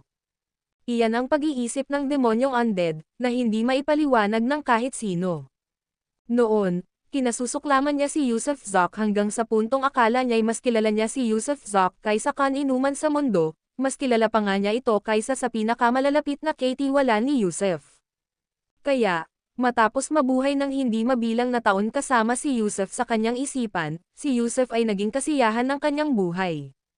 May kasabihan ang mga karaniwang tao, maglaban hanggang mamatay sa loob ng pamilya, magkakasamang mabulok kapag patay na. Ibig sabihin, kahit ano pa ang mga panloob na alitan, sila ay pamilya pa rin, at kahit sa kamatayan, sila ay magkakasamang inililibing. Gayunpaman, hindi katanggap-tanggap ang pambubuli ng mga tagalabas sa pamilya, at iyon ang dahilan kung bakit nadama ni Tyler Nash ang pangangailangang ipagtanggol si Amber Vance. Tyler Nash, ano ba ang sinusubukan mong gawin? Ang lakas ng loob mo. Bago pa makapagsalita si Landon Torres, biglang sumigaw ng galit ang isang miyembro ng Nuzhiz mula sa karamihan. Ang taong ito ay ang pinuno ng pangkat ng mga Nash, si Brody Nash, mula sa ikatlong henerasyon ng mga disipulo, ang ikapitong anak ng kasalukuyang pinuno ng angkan ng Nash. Gayunpaman, si Brody ay medyo manhid, hindi gaanong may talento, na may katamtamang cultivation level, ngunit naabot na niya ang kaharian ng isang junior god venerable. Gayunpaman, sa kanyang mga kasamahan mula sa ikatlong henerasyon ng mga disipulo, marami ang nakamit ang katayuan ng Superior Divine Master, at maging ang kanyang mga kapatid na may pinakamababang kakayahan ay nasa intermediate level. Inikat ni Tyler Nash ang kanyang mga matang parang isda kay Brody Nash at mapangot siyang sumigaw, "Matandang pagong ka, kinakausap mo ba ang dakilang ito? Mapangahas ka, binaligtad mo ang lahat ng bagay." Galit na galit ang lahat ng miyembro ng pamilya Nash. Si Tyler Nash ay isang taong inutusan ng sinaunang ninuno ng pamilyang Nash na samahan sila pabalik sa tahanan ng mga Nash at idineklara siyang may lahing Nash. Kaya naman nakakuha siya ng malaking atensyon sa pamilyang Nash. Gayunpaman, ang demonyong undead ay ganap ng walang batas, tila nagpapakita ng mga rebeldeng tendensya. Labis na naiinis si Landon Torres dahil ngayon, sunod-sunod na isyu ang lumalabas, kung saan ang mga nakababatang ito ay naglakas loob na hamanin ang kanyang kita. Binibigyan kita ng pagkakataong mabuhay. Kung maglalakas loob kang magsalita pa, papatayin kita, galit na pahayag ni Landon Torres. Para saan ba yung pagpapanggap ninyo mga walang hiya? Sa tingin mo ba ako, si Tyler Nash, ay maglalakas loob na manggulo nang wala akong tunay na kakayahan? Sa tingin mo ba talaga ay walang kwenta ako sa ilalim ng 8 dakilang pamilya mo? Na manipulahin mo ako, Nash. Biglang napaungol si Tyler Nash, at nang manginig ang katawan niya, sumabog ang panlabas niyang damit, at inilantad ang kipaw na may disenyong bulaklak sa ilalim. Kahit na nakadamit siya na parang lalaki sa panlabas na anyo, nakasuot pa rin siya ng damit pambabae sa ilalim. Naghahanap ng kamatayan, kalokohan ka. Nang makita ni Brody Nash si Tyler Nash na nagmumura at ibinubunyag ang damit na may mga bulaklak matapos mabasag ang kanyang damit, sa sobrang galit niya ay sumugod siya ng galit, marahas na itinutok ng kanyang palad ang tuktok ng ulo ni Tyler Nash. Desidido siyang patayin si Tyler Nash nang walang kahit kaunting awa. Pinagmasdan ng lahat ang eksena ng mabuti, gustong-gusto nilang makita kung anong uri ng mga kasanayan o kakayahan ang taglay ni Tyler Nash, ang kakaibang nilalang na ito, para maging ganito kapangahas. Gayunpaman, nang tatama na sana kay Tyler Nash ang isang hampas ng palad ni Brody Nash, biglang inilabas ni Tyler ang isang daliri. Ito ang Divine Master Finger, isang kataas-taasang divine power na may kakayahang lipulin ang lahat. Sa isang tahimik at hingal na sandali, bago pa man makareact ang sinuman, binasag ng Divine Master Finger ni Tyler Nash ang palad ni Brody Nash, at sa isang iglap, umabot ito sa tuktok ng ulo ni Brody. Hindi, mag-ingat ka, nabigla si Landon Torres. Paano naging ganito kalakas ang patay na halimaw na ito? Mabilis siyang kumilos, inabot ang daliri ni Tyler Nash. Ngunit parang inaasahan na ni Tyler Nash ang kanyang intervention, gamit ang isang pagpihit ng kanyang kabilang kamay, tinawag niya ang mahiwagang kayamanan ng kanyang buhay, ang watawat na umaakit ng kaluluwa, at inigulong ito patungo sa kamay ni Landon Torres, dahilan para lumihis ang palad nito sa direksyon nito. Kasabay ng isang putok, idiniin ng Divine Master Finger ang tuktok ng ulo ni Brody Nash, at pagkatapos ay sumabog ang ulo ni Brody na parang sumabog na pakwan. Ano? Paano siya naging ganito kalakas? Hindi ito maaaring mangyari. Pati ang kamay ni Landon Torres ay naiwas niya rin. Habang hati ang focus, isang kamay ang kumitil ng buhay at isang kamay naman ang nakikipaglaban kay Landon Torres. Paano? Paano ito posible? Lahat ng nakasaksi sa eksena ay labis na nagulat kaya't napanganga sila. Isang Junior Divine Master ang natalo gamit ang isang daliri lamang, at si Landon Torres naman ay napigilan. Kahit nahati ang konsentrasyon, nakamit pa rin niya ang isang matunog na tagumpay. Anong klaseng halimaw ito? Bakit hindi nila kailanman nakilala na ganito kalakas si Tyler Nash? Sa totoo lang, noong unang sumali si Tyler Nash sa pamilya Nash, siya ay masunurin at mabait na parang isang maliit na tuta, kaya hindi talaga siya sineryoso ng mga Nash, iniisip na baka isa lamang siyang inapo na naiwan sa mortal world ng isang ninuno, na ibinalik dahil lamang sa dahilang iyon. Pero ngayon, itong si Tyler Nash, ay sumusuway sa langit. Sa katunayan, si Yusuf Zoc lang ang nakakaalam na natanggap ni Tyler Nash ang mana ng Divine Master, dahil sa Main God Palace, si Yusuf Zoc ang orihinal na namumuna, ngunit nalampasan siya ni Tyler Nash. Kalaunan, nayanig ang Main God Palace, at lahat ay na-teleport palabas, ngunit naiwan si Tyler Nash. Tanging si Yusuf Zoc lamang ang nakakaalam na nakapasok na siya sa pinakamalalim na bahagi ng Main God Palace, ang ika-10 antas, kaya kahit ang ninunong nakatatanda ng mga Nozhis ay maaaring hindi alam ang katotohanan na nakuha ni Tyler ang mana ng Divine Master. Kaya naman nanatiling tahimik si Tyler Nash dati, at ngayong bigla na lang siyang kumilos, nalaglag ang panga ng lahat sa pagkamangha. Isang kawalang bahala sa habag, isang uhaw sa dugong kalikasan, hindi ka maaaring hayaang mabuhay, mahinahong sabi ni Landon Torres sa sandaling ito. Kahit hinaranggan ni Tyler Nash ang kamay niya, hindi siya naniniwalang si Tyler Nash ang katapat niya, dahil ang kamay na nabuo niya ay isa lamang ilusyon, tutal, may kahawak pa rin siyang 2 tao, kaya hindi niya magamit ng malaya ang kanyang mga kamay at paa.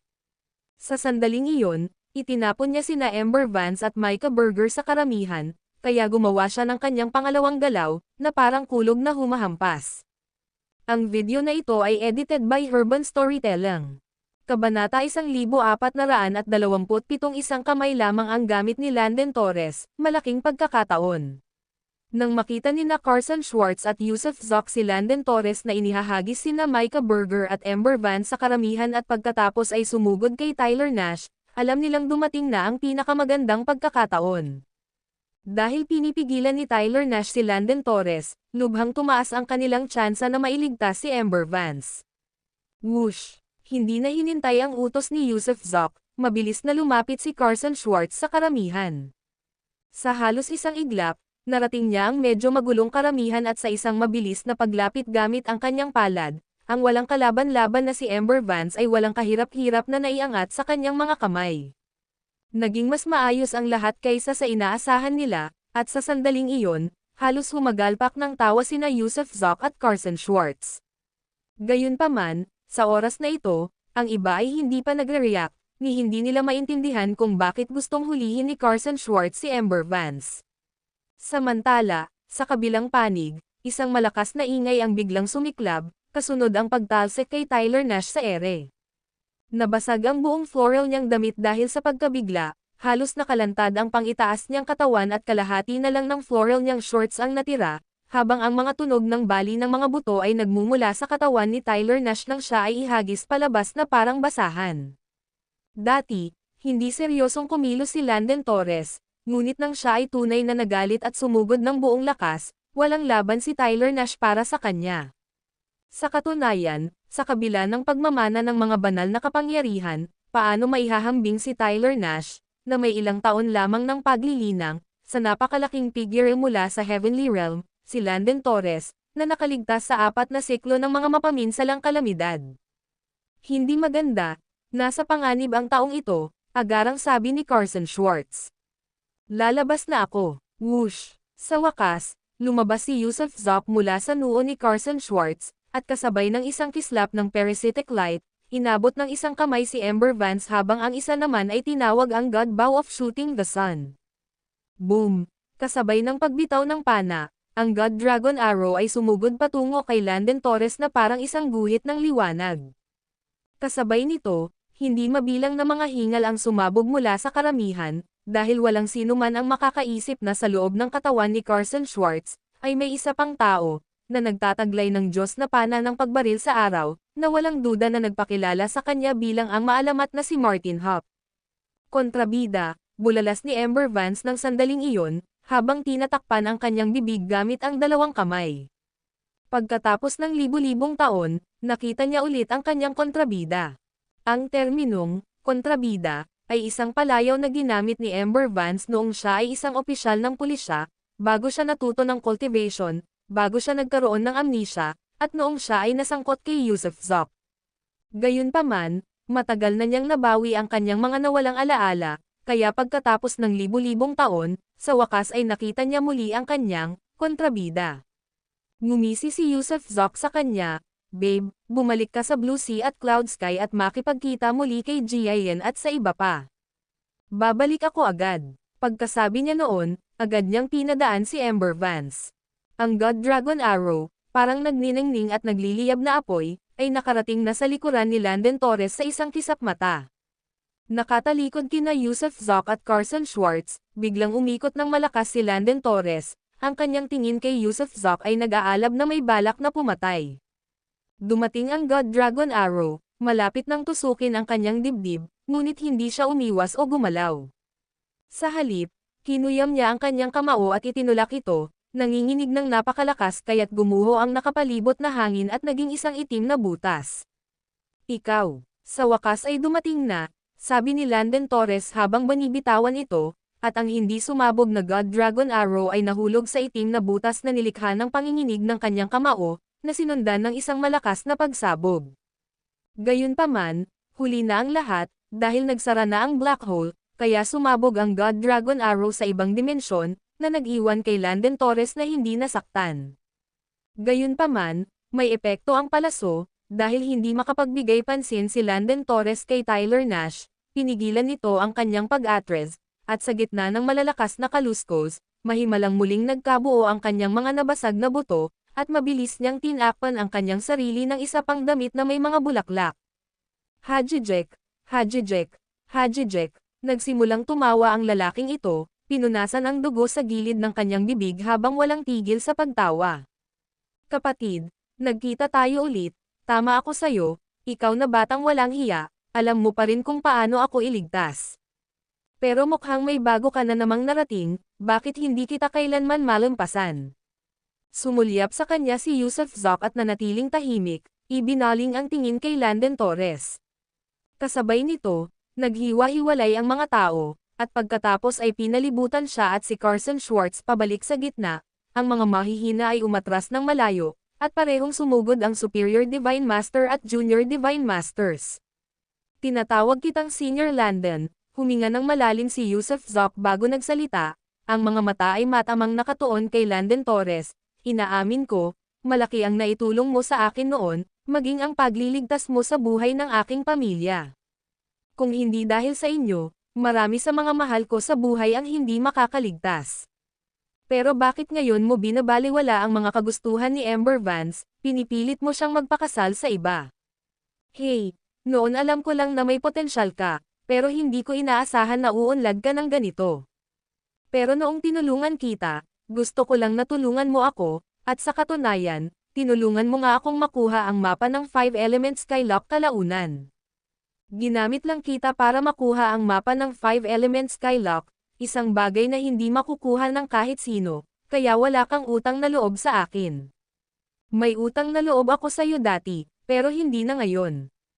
Ngayon, pinilit mo ang asawa ko palayo, na siyang kapalit ng lahat ng kabaitang ipinakita mo ng 100 beses. Pero gayunpaman, may isa akong dapat sabihin, at ay panga ko sa iyo, ngayon ay hindi kita papatayin, at kahit ano pa ang mangyari bukas, ililigtas ko ang buhay mo ng 1 beses, ngunit minsan lamang. Pagkatapos ng isang pagkakataong ito, maaayos na ang lahat ng problema, at wala na tayong utang na loob sa isa't isa. Tama ba ang naririnig ko dito? Hindi mo ako papatayin ngayon. Tila labis na nagulat si Landon Torres, biglang humagalpak sa malakas na tawa. Ito ang pinaka-nakakatawang biro na narinig ko sa loob ng maraming taon. Habang nagsasalita siya, biglang naging matigas ang kanyang ekspresyon, umatras kayong lahat, lumayo kayo ng libu-libong milya mula rito. Ano? Umalis ka nga, pang-iinis na sabi ni Landon Torres, sa kanilang dalawa lang, isang kamay na lang ang kailangan ko. 3 kami, nandito rin ako. Mabangis na humakbang paarap si Carson Schwartz, si Yusuf Zoc ang aking lalaki, wala na akong ipapakasal sa iba. Ngumiti si Landon Torres ng may malungkot na tingin, habang sumusulyap kay Carson Schwartz, ang Diyos ng Yushi noong unang panahon ay isa lamang pulutong, anong 5 dakilang Diyos. Kalokohan. Swoosh! Lumapit si Tyler Nash kay Yusuf Zoc, saka pinunasan ang bibig at sinabing, napakabangis ng putek na ito, wala akong kalaban-laban kung ako lang mag-isa, kailangan talaga nating magtulungan para mapabagsak siya. Pero pagkatapos niyan, hindi ba dapat tayo na lang ang mag-ayos ng sarili nating mga kasalanan? Hindi rin kita papatayin, wala ring saysay yan, putulin mo na lang ang maliit mong ari at hayaan mong maging balo ang lahat ng babae mo, paano yan, anong pakinggan ng mungkahi ko? Ikaw na bastos, lumayo ka sa amin, galit na sabi ni Carson Schwartz. Ayo, kailan ka pa nakipag-date sa babaeng yan? Naiinggit ako sa iyo, isang walang katapusang agos ng mga babae, at birhen pa rin, sayang, mabuti pang hindi mo na lang siya pakasalan, kung hindi ay magiging balo ka na naman. Papatayin kita, dahil isang babaeng may talento, hindi nakayanan ni Carson Schwartz ang mga bastos na salita ni Tyler Nash, at akmang susuntukan na sana si Tyler Nash. Biglang gumalaw si Yusuf Zoc sa harap ni Carson Schwartz, hinawakan ang kamay nito, at sinabing, huwag kang yumuko sa kapantay niya, sira ang ulo ng lalaking ito. Huwag kang mag-alala tungkol sa ugali ko, sabihin mo lang kung sang-ayon ka o hindi. Tanong ni Tyler Nash. Ha, biglang humagalpak ng tawa si Yusuf Zoc, kung matatalo mo ako, gawin mo ang gusto mo. Tapos na ba kayong 3 mag-usap? Kung gayon, humanda kang mamatay.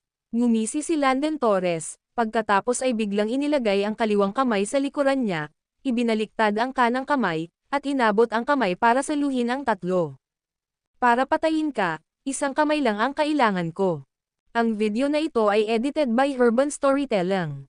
Kabanata 1428 Sukdulan na sinuway ni Landon Torres ang langit. Si Landon Torres ay labis na mayabang at tiwala sa sarili kaya isang kamay lang ang ginamit niya, ngunit nang bumaba ang kamay na iyon mula sa langit, sina Yusuf Zoc, Tyler Nash, at Carson Schwartz ay lubos na nagulat. Dahil sa sandaling iyon, malinaw nilang nararamdaman ang mapang itong puwersa, at ang puwersang ito ay ang kapangyarihan ng langit, na para bang ang kapangyarihang ito ay hindi isang bagay na posibleng gamitin ng tao, kundi ang kapangyarihan sa pagitan ng langit at lupa. Makapangyarihan ang taong ito, Yusuf, lumaban tayo. Habang umuungol si Tyler Nash, ang Soul Summoning Banner ay lumutang sa kalangitan, at biglang, dumilim ang kalangitan at lumabo ang lupa habang ang mga panaghoy at alulong ay pumuno sa hangin, at ang palad ni Landon Torres ay tila nababalot din ng walang katapusang kadiliman. Umungol sina Yusuf Zoc at Carson Schwartz, at sa wakas ay inilabas ni Yusuf ang kanyang cosmic staff. Dahil hindi epektibo ang God Bow of Shooting the Sun, gagamit siya ng pamalo para basagin, ayaw niyang maniwala na hindi matatakot si Landen Torres sa likas na espiritual na kayamanan na ito. Diretso na iniluwan ni Carson Schwartz ang isang lilang gourd, na sa kanya hinigop patungo sa kamay na iyon sa dilim. Hinahamon ba ng mahinang liwanag na makipagkompetensya sa maliwanag na buwan? Break, break, break. 3 beses na sunod-sunod na sumigaw si Landen Torres ng break, at sa unang break, nawala ang kadilimang hatid ng Soul Summoning Banner, at agad na nawasak. Sa kanyang pangalawang break, ang pag-awit ni Yusuf Zoc ng Cosmic Staff ay na-deflect gamit ang isang pitik ng daliri ni Landen Torres, at ang staff ay nakabawi. Sa ikatlong pagbuga, ang palad ni Landen Torres ay tumulak pataas, isang napakalaking puwersa ang direktang naghagis sa purple gold gourd, at ang katawan ni Carson Schwartz ay agad na naitulak palayo. Ang kanyang palad ay parang isang nakakatakot na bagyo, malakas at patuloy na nagbabago, misteryoso at hindi mahuhulaan. Puff, puff, puff. Sumubo si Tyler Nash ng 3 subo ng dugo dahil nabasag ang kanyang Soul Summoning Banner, nahati ang mga palad ni Yusuf, nang inig ng husto ang kanyang katawan, parang naghihiwa-hiwalay ang kanyang mga buto, at umapaw ang dugo mula sa sulok ng kanyang bibig. Ito si Landen Torres, ang nakaligtas sa Quadruple Annihilation Cataclysms, na nagpapakita ng kanyang tunay na lakas sa pakikipaglaban, na nagpapababa sa mga tulad ng isang Superior Divine Master o mga tagapagmana ng banal na pamana. Nakaramdam ng panlalamig si Yusuf, nang makita niya ngayon na ang pangatlo sa pamilya Torres ay tunay na malakas, ang kanilang 3 na nagtutulungan ng buong lakas ay maaaring hindi pa rin matalo ang kanilang kalaban ngayon. At kung hindi nila siya matatalo, malamang na mamatay sila, kaya sa sandaling ito, bigla siyang nakaisip ng paraan para makatakas. Tutal, nailigtas na nila ang tao, at kung hindi ngayon, kailan pa? Patay na nila lang, Carson, tara na. Nang makitang walang senyales ng paghinto ang kamay ni Landen Torres at nagpatuloy sa pagsalakay, biglang ipinadyak ni Yusuf ang kanyang paa at mabilis na binuksan ang pintuan ng espasyo-oras. Mas tuso pa sa unggoy si Tyler Nash, alam din niyang wala siyang kapantay, walang maihahambing kaya tiyak na hindi niya isusugal ang kanyang buhay, kaya naman, lumikha rin siya ng landas sa ilalim ng kanyang mga paa, naghahandang tumakas. Nang marinig ang utos ni Yusuf mula sa malayo, si Carson Schwartz ay mabilis na lumipad sa ere gamit ang 2 kamay at mabilis na humakbang papasok sa time-space black hole. Iniisip mo bang umalis? Panaginip yan. Handali, hinto, hinto. Paulit-ulit na humajejek si Landen Torres at bigla, habang ang isang palad ay naging 3 kuko, buong bagsik niyang inabot silang 3. Whoosh! Pagpasok pa lang ni Yusuf sa black hole, pagtalon pa lang ni Tyler, pati si Carson, kasabay nito, natigilan silang lahat sa kanilang kinatatayuan. Tunay nga, maging ang black hole na nasa time-space ay nagyelo, lahat ng bagay ay tumigil, maging si Yusuf ay parang tumigil ang kanyang mga iniisip. At sa sumunod na segundo, bago pa man sila makapag-react ng 3, ang 3 tusok na kamay ni Landen Torres ay humawak sa kanilang mga pisikal na katawan at marahas silang hinayla pabalik. Buzz, buzz, buzz, nabasag ang time-space black hole, at ang mga katawan ng 3 ay nabunot palabas habang mabilis na sumara ang kanyang palad, na parang malapit na niya silang durugan ng magkakasama.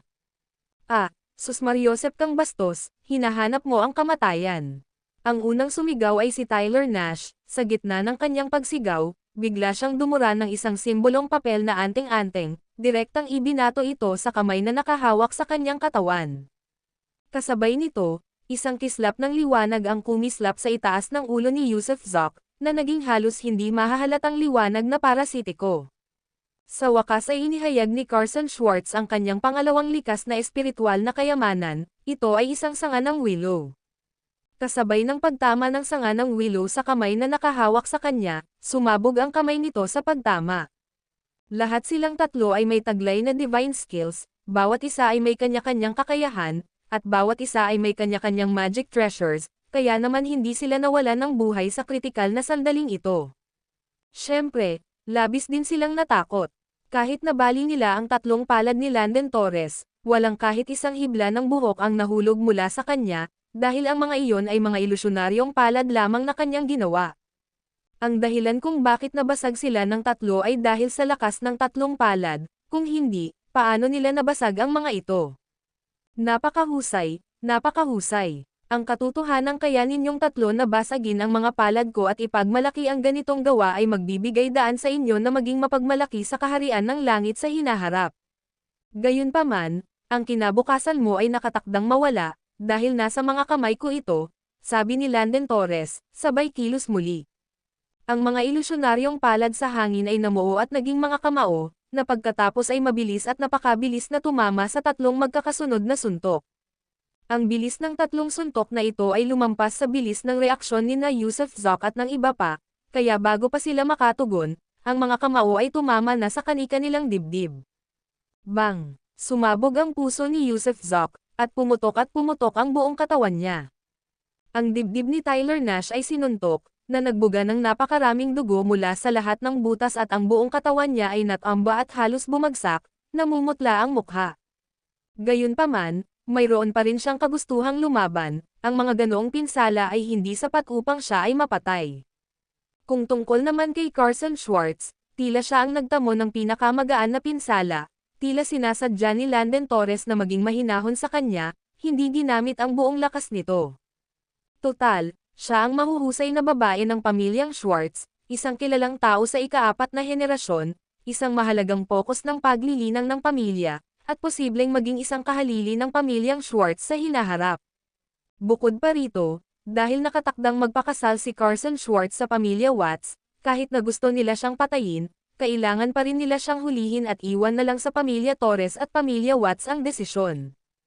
Pagkatapos ng 3 hampas, silang tatlo ay nasugatan, namutla rin ang mukha ni Yusuf Zoc, at dumura naman ng dugo si Tyler Nash. At sa oras na ito, hindi na itinuloy ni Landon Torres ang kanyang pagsalakay, sa halip, mahinahon siyang naglakad pasulong na may ngiti sa gilid ng kanyang bibig, ang mundo ay tanging nakakaalam lamang ng walang katapusang mga kalamidad, ngunit hindi nila namamalayan na pagkatapos ng pagkawasak ay darating ang muling pagsilang, isang bagong mundo, bagong buhay, mga bagong patakaran, mga bagong batas. Kayong magkapatid ay nababalot ng kataas-taasang tadhana, masasabing kayo'y mga dragon sa gitna ng mga tao. Nakakalungkot lang na nakilala mo ako, at ang kapalaran ko ay medyo mas malakas kaysa sa iyo. Sa makatuwid, ang inyong mga kapalaran, ang diwa ng inyong mga buhay, ay nakatakdang alisin ko.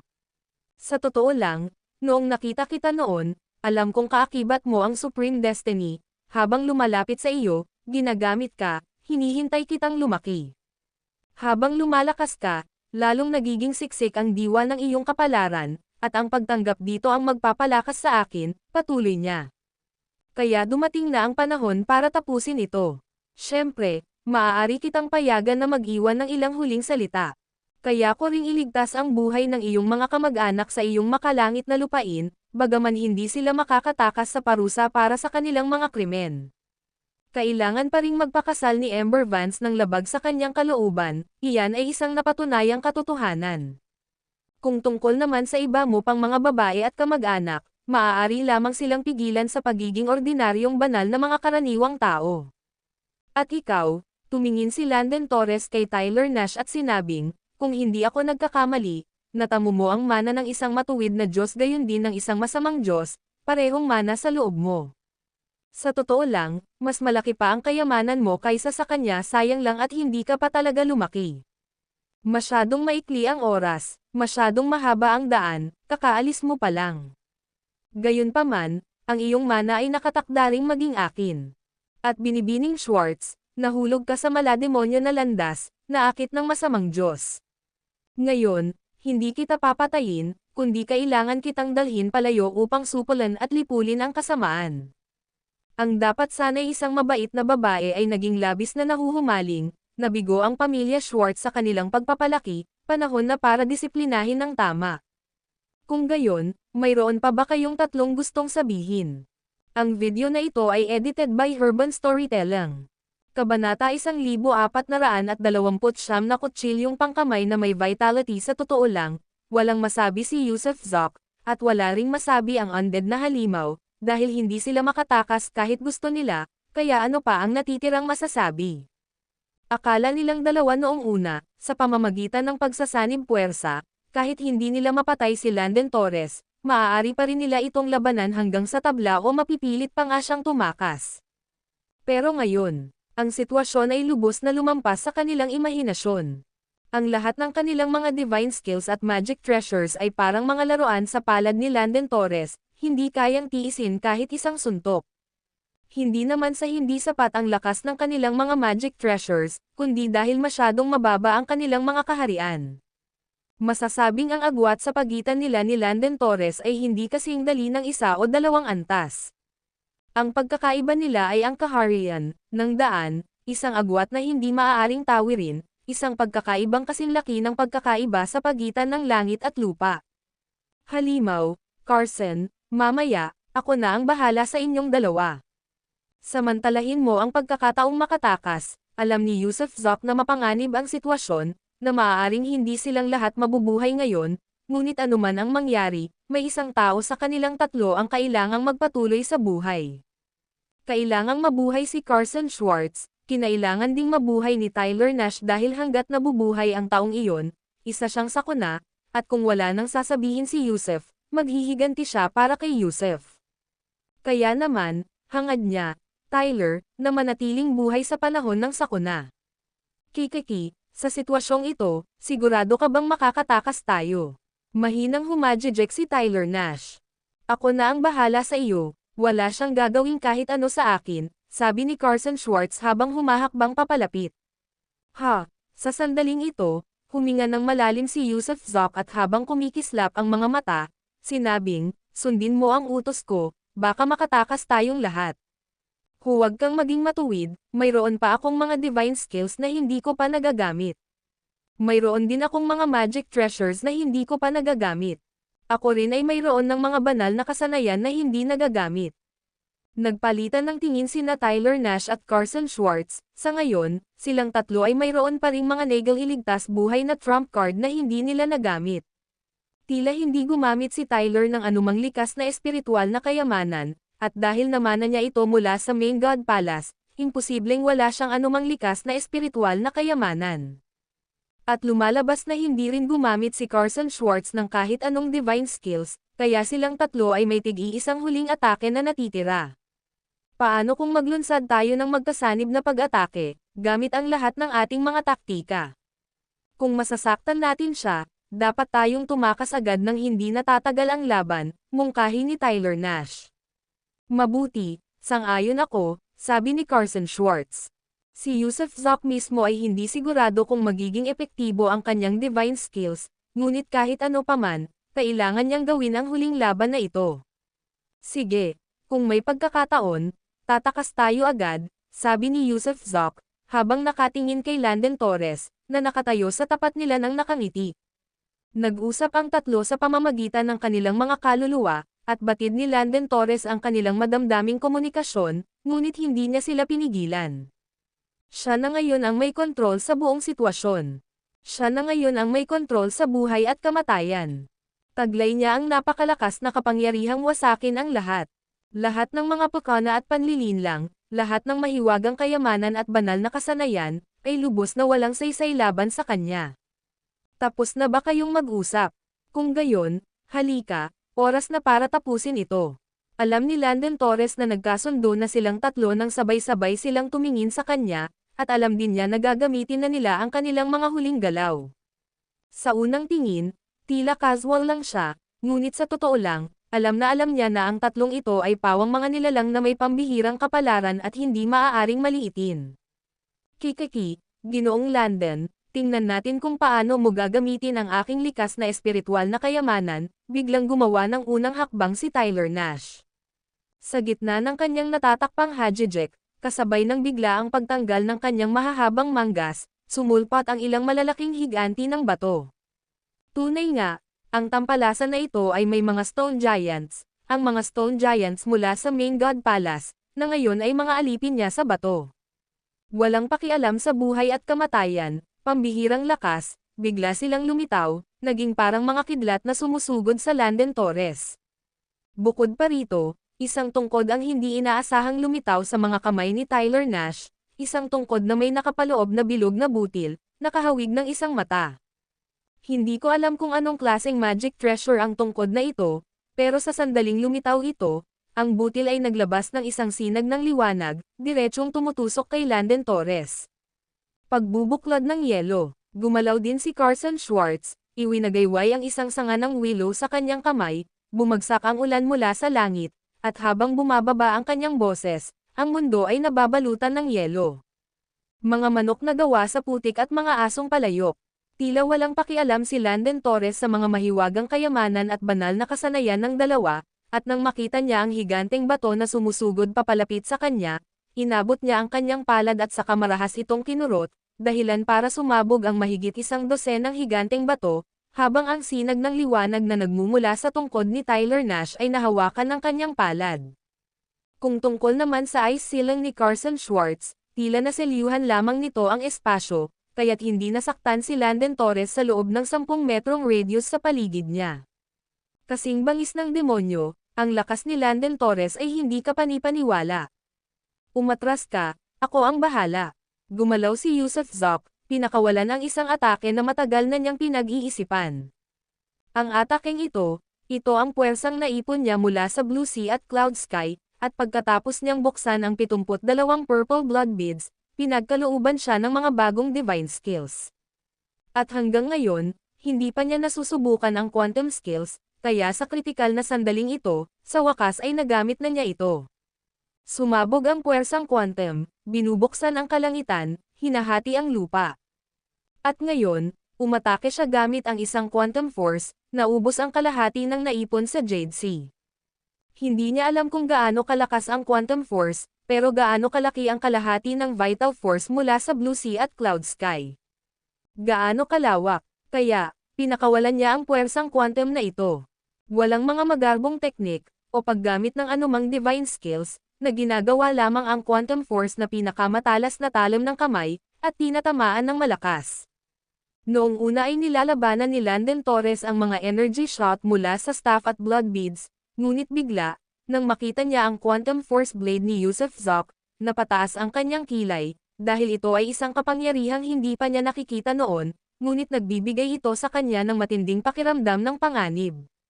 Boom! Boom boom boom! Nanginginig ang kanyang katawan, at pinakawalan niya ang 4 na malalaking Diyos na gang upang protektahan ang kanyang sarili, habang ang kanyang kamao ay mabilis na sumulong, determinadong tapusin agad ang laban.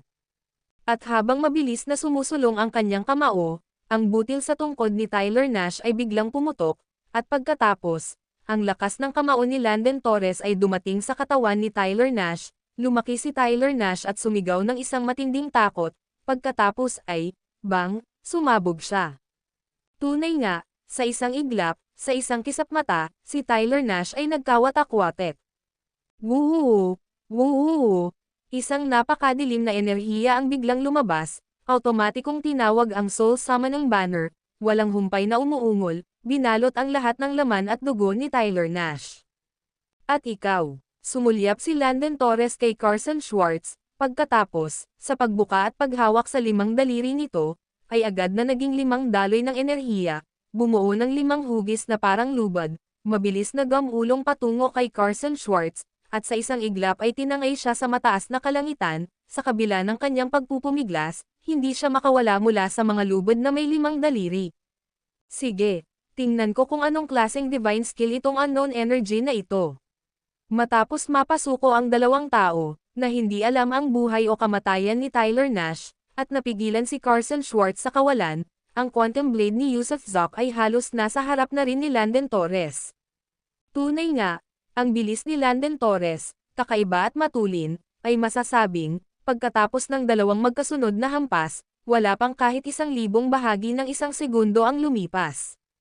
Anong Superior Divine Master, ang mana ng Main God Palace, ang mana ng Evil God, sa kanyang harapan, lahat sila ay walang silbi, gumuguho sa isang suntok lamang. Iniabot niya ang kanyang kamay at hinawakan ang quantum blade ni Yusuf Zoc, handang subukan ang batas gamit ang kanyang katawan, para mag-eksperimento at makita kung anong uri ng enerhiya ang taglay ni Yusuf Zoc. Narinig ang boom nang tumama ang quantum blade sa kanyang palad, at saka nangyari ang isang tanawing kinatatakutan ni Landon Torres. Ang palad na ito, ang sarili niyang palad na laman, ay para saluhin ang quantum blade gamit ang lakas ng laman, Ngunit ang talagang hindi niya inaasahan, at hindi niya kailanman mahulaan, ay sa ilalim ng talam ng kamay ni Yusuf Zok, ang kanyang palad ay parang tofu, lubos na mahina. Sa isang iglap, ang kanyang palad ay nahati ng talam ni Yusuf Zok, ang kanyang braso ay nahati mula sa gitna, at mabilis na tumama patungo sa kanyang katawan at ulo. Umungol, ano ba itong kapangyarihang ito, hindi maaari. Walang tigil na umuungal si Landen Torres, ang four-god chain na inilatag niya ay nabasag. Samantala, habang hindi kayang depensahan ni Landen Torres at patuloy na umaatres, biglang lumitaw ang 8 black hole sa kalangitan, na bumuo ng 8 trigramong pormasayon ng mga black hole. Ang video na ito ay edited by Urban Storytelling. Kabanata 1430 mamatay para makita mo, bang. Nang walang anumang sorpresa, ang espada ni Yusuf Zok na may puwersa ng buhay ay tumagas sa mga Diyos at demonyo. Si Landen Torres, na napakalakas at hindi natatakot sa kanilang pag-atake noon, ay natagpo ang nahati ang kanyang palad ng sandaling ito nang bumangga ito sa Life Force Blade, na nagdulot ng pagkahati sa kanyang braso sa dalawa. Walang humpay na sumulong ang talam, na parabang hindi ito titigil hanggat hindi nito napuputol ang ulo ni Landen. Habang ang 4 na banal na puwersa ni Landen ay walang kahirap-hirap na hiniwa ng talam, 8 malalaking itim na butas ang lumitaw sa kalangitan, na bumubuo ng isang octagonal array na kahawig ng 8 diagram. Sa sandaling lumitaw ang mga black hole, alam ni Yusuf Zok na may paparating na problema. Malamang na nangangahulugan ito na alinman sa 8 dakilang ninuno o ang 8 dakilang pinuno ng angkan, mga nilalang na may kataas-taasang kapangyarihan, ay dumating na. Limitado lang ang kanyang puwersa sa buhay, kaya kahit na magsanib puwersa ang 8 makapangyarihang nilalang na ito laban sa kanya, dito pa rin niya mararanasan ang kanyang katapusan. Wala siyang pakialam kung kayang patayin ni Landen ang kanyang espada o hindi. Sa halip, umikot siya, inabot ang kamay gamit ang isang galaw na nakahawak, at dumiretso kay Carson Schwartz, na nakatali na parang rice dumpling.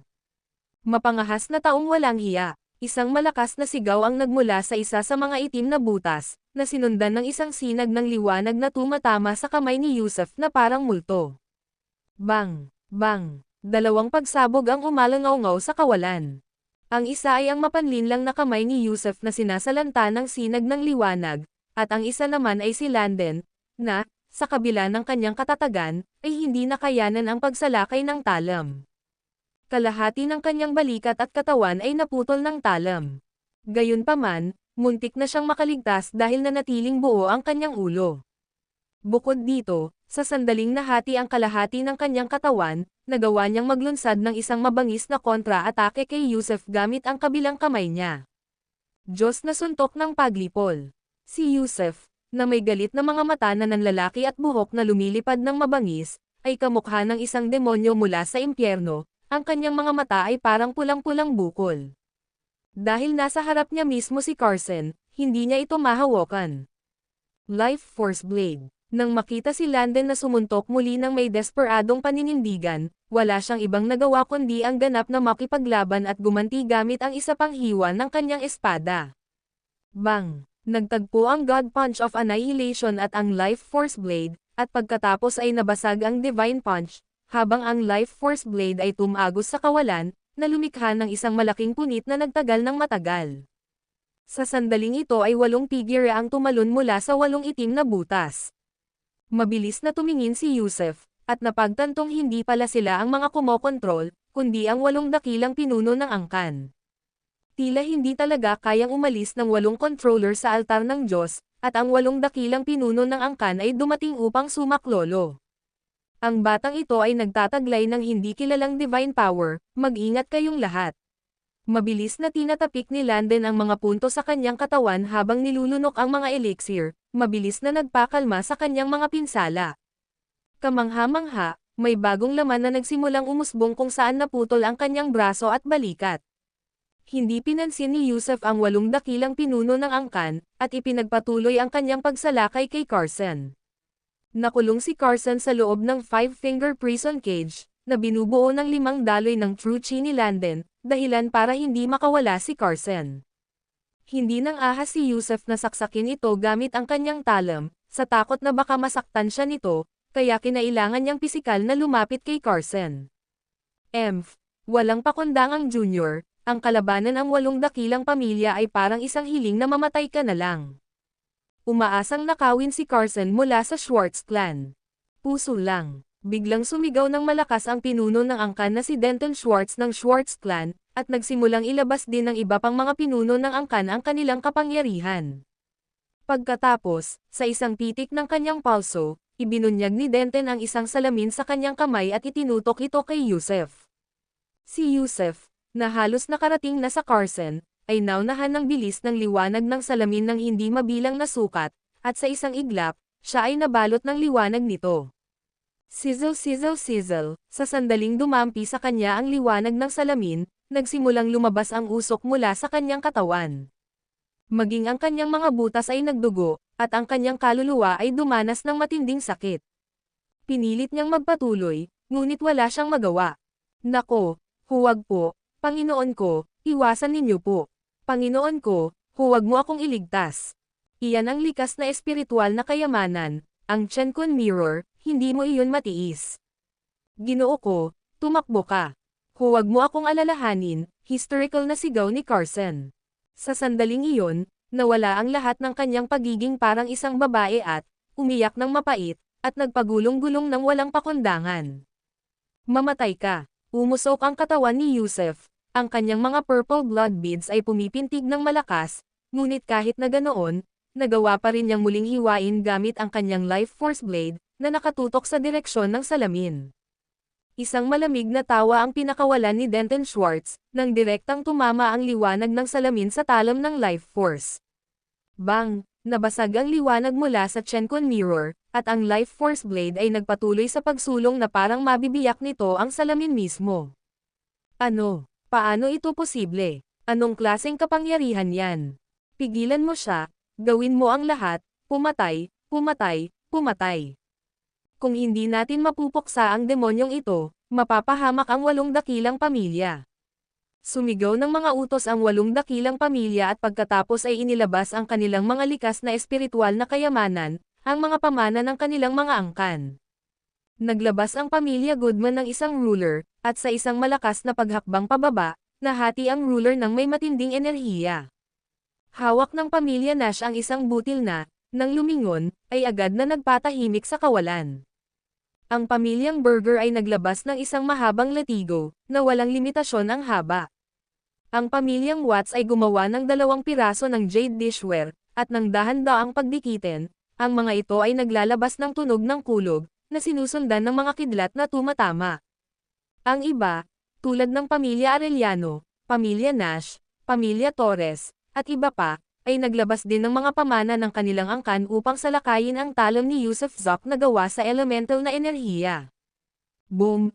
Nang ang nakamamatay na talas ng 8 dakilang likas na espiritual na kayamanan ay bumangga sa elemental energy blade, ang energy blade ay tuluyang nagkapira-piraso. Gayunpaman, ibinaligtad ni Yusef Zoc ang kanyang palso, at isa pang talam ng elemental na enerhiya ang lumitaw sa kanyang kamay. Kakaunti na ang kanyang elemental energy, naubos niya ang kalahati sa unang atake, at pagkatapos ay 2 atake pa lang, kaya kaunting piraso na lang ang natitira, malamang sapat na para sa isa pang hiwa. Sa sandaling ito, gayunpaman, pula ang nakikita niya, iniisip na kahit ang pagpatay ng isa ay pakinabang na. Ngunit, nang muling bumagsak ang isa pang elemental energy blade, isang pagsabog ng apoy ang biglang sumiklab mula sa kanyang tagiliran, na nagdulot ng isang malakas na pagsabog. Si Carson Schwartz ang siyang nagliyab sa sarili ng sandaling iyon, habang ang kanyang katawan ay umuungol ng malakas. Kung hindi ka aalis ngayon, mauuna pa akong mamatay sa'yo. Malamig niyang sabi habang lalong tumataas ang temperatura ng apoy. Huwag mong gawin ito. Nakaramdam si Yusef Zoc ng pangangilig sa kanyang anit, gulat na gulat sa matinding determinasyon ni Carson Schwartz. Carson, huwag. Si Denton Schwartz din ay labis na nagulat. Si Carson Schwartz ay ang mahiwagang nilalang ng kanilang Schwartz clan, na nakatadhana para maging pinuno, kaya hindi siya maaaring mamatay ng basta-basta. Hindi ka pa ba aalis? Tumingin si Carson kay Yusef Zoc, "O, umaasa ka bang mamamatay ako?" Habang nagsasalita, patuloy niyang pinapataas ang temperatura ng apoy. Hindi, Hindi, tumigil ka, aalis na ako. Sa tingin mo ba pwede ka nang umalis? Walang paraan, pumatay. Ang 8 dakilang pinuno ng angkan at si Landon Torres, na naghahabol ng hininga, ay hindi siya hahayaang makatakas, ang kanyang pagtakas ngayon ay magiging isang kapahamakan. Sa sandaling iyon, ang pabulong na mensahe ni Carson ay umabot sa isipan ni Yusuf Zoc. Sige, walang silbi ang pagliligtas sa akin, hindi nila ako papatayin, dapat kilalanin ng isang taong may dangal ang tamang gagawin, kung ipagpapatuloy mo ito, pareho tayong mamamatay dito, at gusto ko pa rin na pakasalan mo ako. Ugong, muling umalangaw-ngaw ang kapangyarihan ng 8 dakilang pinuno ng angkan mula sa kanilang mga espiritual na kayamanan, at si Landon Torres, nang maabot ang kawalan, ay nakakagulat na bumunot ng isang thunder spear, isang sibat. Hintayin mo ako. Nagsimula siyang umatras, patuloy na umatras palayo kung saan naroon ang ambon ng kadiliman, ang lugar ng Soul Summoning Bandera, saka lamang niya winalis ang kanyang manggas, tumalikod, at tumakas. Tumigil ang oras, God Spear of Annihilation, pumatay ka.